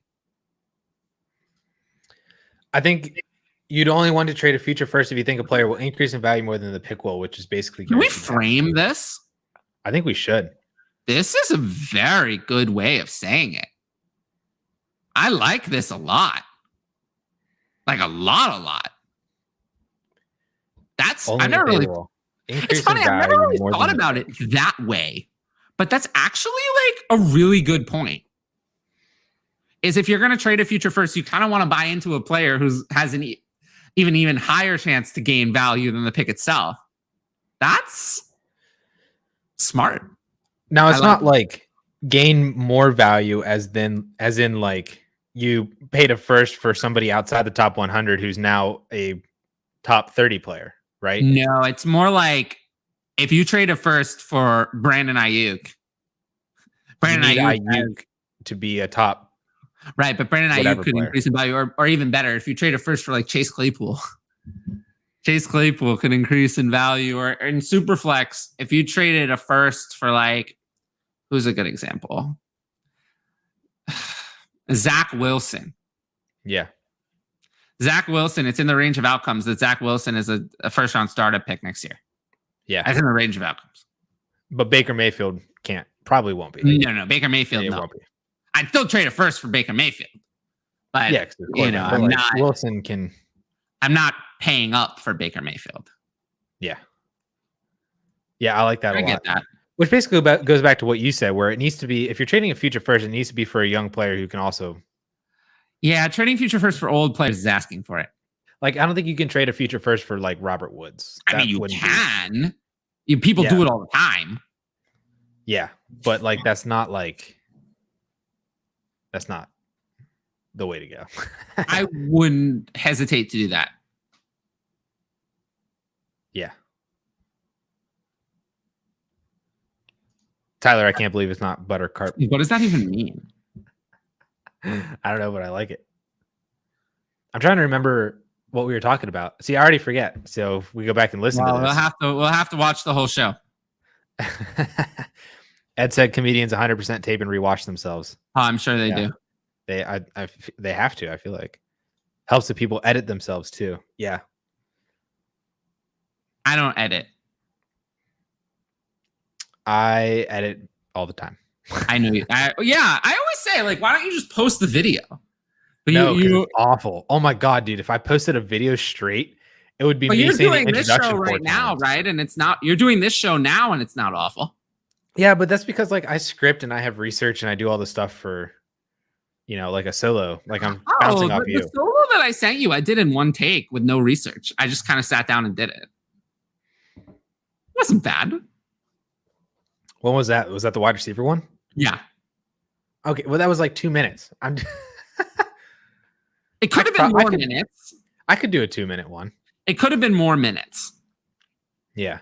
But you have like a plethora of knowledge in your mind that I don't have. Like I need to like have it written down or else. And I forget to say things.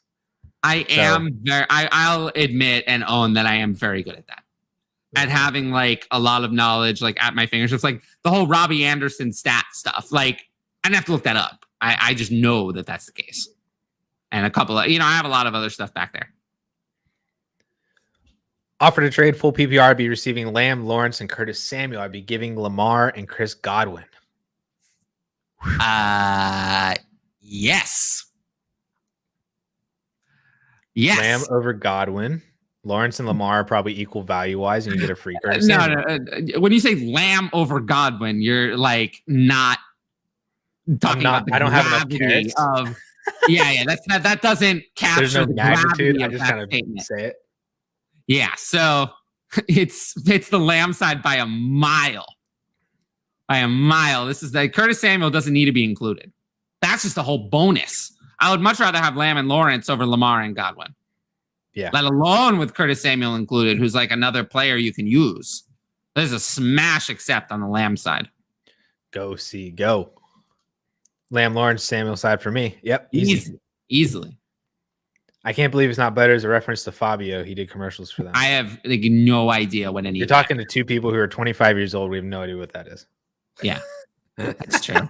Yeah, that's the one thing about this show. There's no Cal, so like any of this stuff is just gonna go over both of our heads. I'm gonna look him up. Fabio. All right, we have. Oh yeah, he's got long hair. Yeah. Okay, I can see. Does he? Yeah, he kind of looks like a long-haired Hulk Hogan. I don't know. Okay. That was Next. Probably missed you talk about this earlier. How far apart do you see Taylor and Swift value-wise for Dynasty? Far. There's a decent gap. That good enough? How far is far? What's the pick value difference? Is it a first round pick value difference? Yes. I don't know. I don't know if it is. Probably is. Well, let me put it this way. If I had Jonathan Taylor and you offered me DeAndre Swift in a first, I would decline it. I would take it.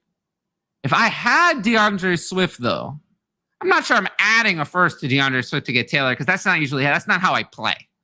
I don't do that. But I don't like to give away firsts. I'm usually going to be on the side that's with the first. If I'm usually not the side giving it away. So I probably wouldn't offer Swift in a first for Taylor. But if I had Taylor, I'd probably decline it. I'd want more. Ooh.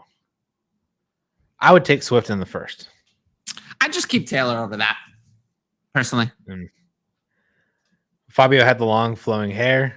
Ed gets it. Yeah. I would need, if it were Najee Harris in a first, I would take it. And Najee Harris, I have one spot above Swift. Najee's a year older. Yes, but one of those two players is going to produce useful numbers this year. Oh. I'm all in on Najee Harris, man. I'm all in on Najee Harris. I am too. I just also think that Swift is there as well. Yeah, but Swift is a lot of maybe. It's a lot of maybe. It's a lot of maybe in a non-workhorse in a bad offense. I don't want any part of that. That doesn't sound good. What's the maybe? He's going to have like 70 receptions. It's a lot of maybe. It's not going to be a lot of carries, and then who knows how many receptions. It's not going to be a lot of touchdowns.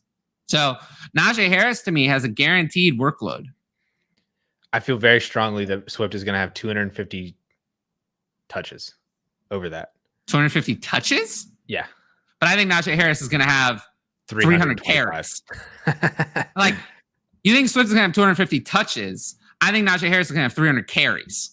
So that's we see that's a major difference. I think Najee Harris is going to have like 350 touches. Yeah, I know. I don't disagree with you that Najee Harris is going to be rather have 350 touches from Najee Harris than 250 touches from DeAndre Swift. I agree. Yeah, I'm not disagreeing with you. What's the talent gap, do you think, between Harris and Swift? I think they're about the same. Probably. But I just think Harris' situation is far better. Yeah, agreed. And his draft capital is superior. He was picked in the first round. Swift was only in the second. Okay, so Swift was like 34 based on, overall. If talent is right, but it's 24th versus 35th. It's a difference for me. So if talent is equal and draft capital is better and situation is way better, that's enough to go against. Look, here's the thing. If Najee Harris finishes RB10 and DeAndre Swift finishes RB20, where's their dynasty value going to be next year? Who's going to be worth more? I don't think Swift is RB20. That's the thing, though. I mean, I was a little harsh, but honestly, I look at my Swift redraft ranking and I think it's too high. I think it's like, if Najee Harris is like RB7 and DeAndre Swift is like RB13, then, then we have a really good conversation. You know what, though? I think there's a universe in which Najee Harris is RB3. I just got major deja vu, and I have no idea why. Did you say that before? Not on today's show. No, just like in general, like on this show. Like I feel like I watched. I think I've said those words where you said before. That.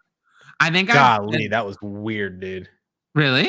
I feel like I dreamed things before they happen. I do. So I have said that. I have said that, like, I think that there's a universe in which Najee Harris is top 3 this year. I have said that. Yeah. I have said that. I've said that multiple times. And I do think it's true because I just said that I think he can get 350 touches, 300 carries, and 50 receptions. I think it's very much in the range of outcomes. Yep, 100%. And if he gets 350 touches, top 3 is in the range of outcomes because that's the kind of workload you need. Mm-hmm. You just have to get some touchdown luck. That's like Derrick Henry, but like with more receptions. And Derrick Henry was RB4 last year. I mean, what would in a 17-game season, 300 carries is 17.6 carries per game. Easy. Is that really that crazy? No. Like, people think 300 carries is a lot, but when you actually hear me say it, I think it's a lot now because running backs aren't doing that as much, No, the NFL's moving away from giving that. I did a whole article on this at one point about the Steelers coaching, and we know that they want to give one guy everything. Yeah. And their transactions say they want to give one guy everything. Yeah. And I think they're going to give one guy everything. I think Najee Harris is that guy, and he's going to get everything. Yeah. And, like, if we look back in the past, and the last time they gave one guy everything, in 2017, Le'Veon Bell, 321 carries, 1,291 yards, 9 touchdowns, 85 receptions. Now, okay, you say, all right, whatever. Le'Veon Bell, is he going to be that guy? Le'Veon Bell's rookie year.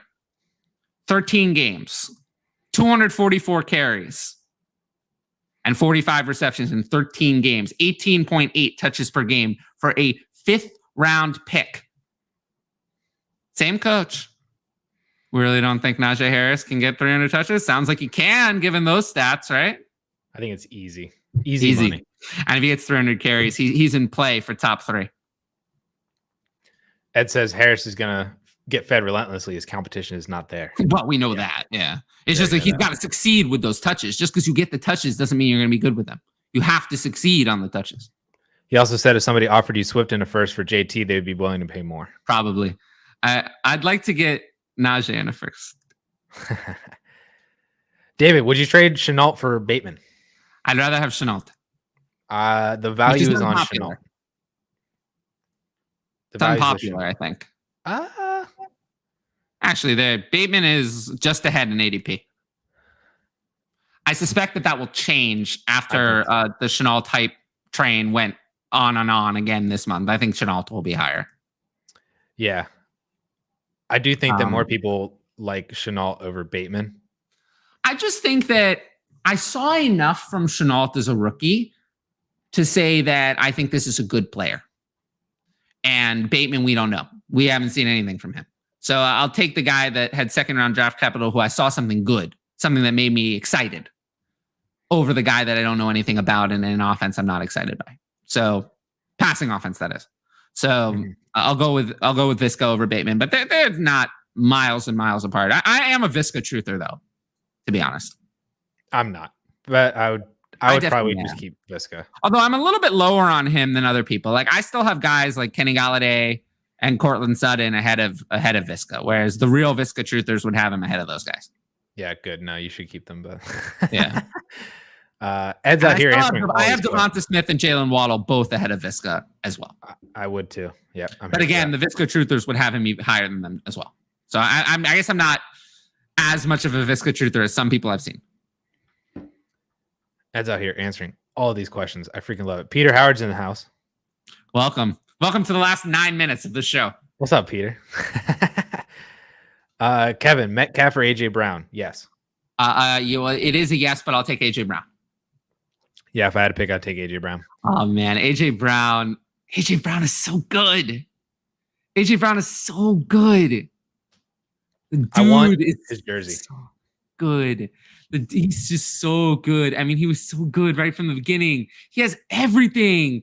He has all the receiver skills. He has all the physicality. He has everything all in one player. That dude is a beast. Would you trade Jamar Chase for CeeDee Lamb? Yes. I'd take Lamb. My answer is yes to Chase and Lamb. But I'll take Lamb. But I'll take Lamb. For the record. I would take Lamb. Peter is live streaming our stream. What? How does he do that? How is he doing that? He's streaming, I think, on Twitch while watching our stream, maybe. Okay. I didn't know that was a thing you could do, but that's cool. Peter said that Laviska answer sucked, by the way. Oh, yeah, no. He's a Bateman Peter guy. tried to get me into an argument on Twitter, and I politely declined. I was like, I don't argue on Twitter. But yeah, I usually am pretty decisive, though, more or less. I mean, if you ask me player versus player, I usually just give the answer because I have my rankings. I'm just going to read off them, so I'll just give you the ranking answer. But when it comes to Visca, I think that there are some people who have just taken their Visca love way too far. So I have to push back on those people because I want to rank it correctly, and I want to rank him in the spot I think is correct, which is where I think I have him. That's all I got to say about that. Amen. We have 6.5 minutes left. I do tend never to be like the foremost truther on anybody because I'm a little bit like value-ish in my rankings. So you're just unlikely to ever hear me be the highest player, the highest analyst on a player. That's just unlikely for me to be the highest. It would have to be a player very low in the ADP. I have a couple of players where it's possible where I might be the highest, but people have caught up to me on Darrington Evans. I've been with you on Darrington Evans. I'm here. Yeah, but I used to be 60 spots above ADP. Wow. People are going to catch up to me on Kylan Granson soon. Wow. I think the upside is on Bateman. Laviska has a more elite floor. I would flip that. I'd agree with that in general, but the problem is the Ravens. The problem is the Ravens there. Like, if you took Viska and Bateman off their teams and just put them in a vacuum, I would agree that Bateman has more upside than Viska. But if you factor in the fact that Viska has Trevor Lawrence and Bateman has Lamar Jackson, then I'm not sure that that's true. Okay. Of course you would, Aston. I just think that Trevor Lawrence has upside to be the best quarterback of all time. And that's the ceiling. To me, that's the ceiling in the range of outcomes on Trevor Lawrence. That's his ceiling. That legitimately, I think that's his ceiling. Seriously. So if I'm saying that, then any receiver in his offense has a massive ceiling. Began my startup with Lamar, Adams, Metcalf, D-Hop, Mixon, and Zach Wilson. Definitely not the kind of startup I would have done because it has Adams and Hopkins on it and Mixon. Ooh. It's you kind of mixed. It's good because somehow you got Zach Wilson with all these players, but how did you get all these players? It seems like Lamar would be in the first, Metcalf in the second. What did you do in the third? Maybe Adams and then Nuke in the fourth, Mixon in the fifth, and Wilson in the sixth. If you got Wilson in the sixth, that's a great value, but I just doubt that Adams is probably the one I would not have picked. If he was your third pick or your second pick, it's probably the one I wouldn't have done. Nuke, I like, because to me, there's not much of a difference between Adams and Nuke, but people see them as very different. Mm-hmm. So I wouldn't have taken Mixon. Well, I wouldn't have taken Mixon either. He asked wait. Thoughts on going receiver over running back early in Dynasty? That's so dependent on the board. I would really, really like to have one good running back. Yep. I'm willing to slightly force it in that my early rankings are value ranked with the running backs higher because I know they carry the trade value. As much as I bag on DeAndre Swift, he's still my 12th overall player in one QB. Yeah. Because running backs are king. I am a modified zero RB dynasty drafter. I don't want to describe myself that way, but just the way I've had it ranked is generally, I tend to prefer running backs on value in the beginning, receivers for a long period of time in the middle, and then running backs for most of the rest. Just based on the way I have things ranked, it often works out that way. But that's not a hard and fast rule. I've had many startups where it's different. Does Godwin still have wide receiver 1 potential? Considering I have him ranked wide receiver 13 for this year, I would say yes. Yes. I mean, if I have him wide receiver 13, I have to think wide receiver 1 is in his range of outcomes. If he's the wide receiver 1 for Tom Brady, absolutely. Also, if I'm that out on Mike Evans, it probably tells you that I'm pretty in on Chris Godwin. Viska versus Bateman isn't trading a second-year wide receiver for a first-year wide receiver. I don't get into that. I don't get into what trading a year for a year is what. I just want to get the better player. So I'm just going to take whoever I think is valued higher. I don't make a general debate about this one. I just do it player by player. In a super flex, no, I would. Adams at the end of the second is a big no for me. Mixon in the fourth is too high. Nuke in the fourth, I'm okay with. I like Nuke in the fourth. I love Wilson in the sixth. Nuke in the fourth even is not great. Mixon in the fourth is a big reach. Wilson in the sixth is the best value of all because in a super flex, I currently have Wilson ranked above Adams, let alone Nuke and Mixon. I'm very high on Wilson. And it was also a third round reversal. Still, it doesn't change anything on those thoughts. Godwin was second to only one player in points per game and targets I'm aware per of game. that. Yeah, I'm aware of how good Godwin was in the games he played and how that he received more targets per game in the games he played than Evans did in the games he played. So I'm aware of that, and I'm in on Godwin and out on Evans for very much the same reason. So yeah, I'm in on Godwin, out on Evans. So we have 30 seconds left. Thank you all so much for tuning in and watching. We made it 4 hours. Cal will be back next week, back and refreshed, ready to go. So make sure that you are subscribed to the DLF YouTube channel. Make sure that you become a DLF premium subscriber as well. You get access to all of Tyler's amazing articles that we shared in this chat, as well as the other like 200 that he's written. And I think that's it. Tyler. Thanks for listening. Thank you to everybody listening out there. Later. Peace.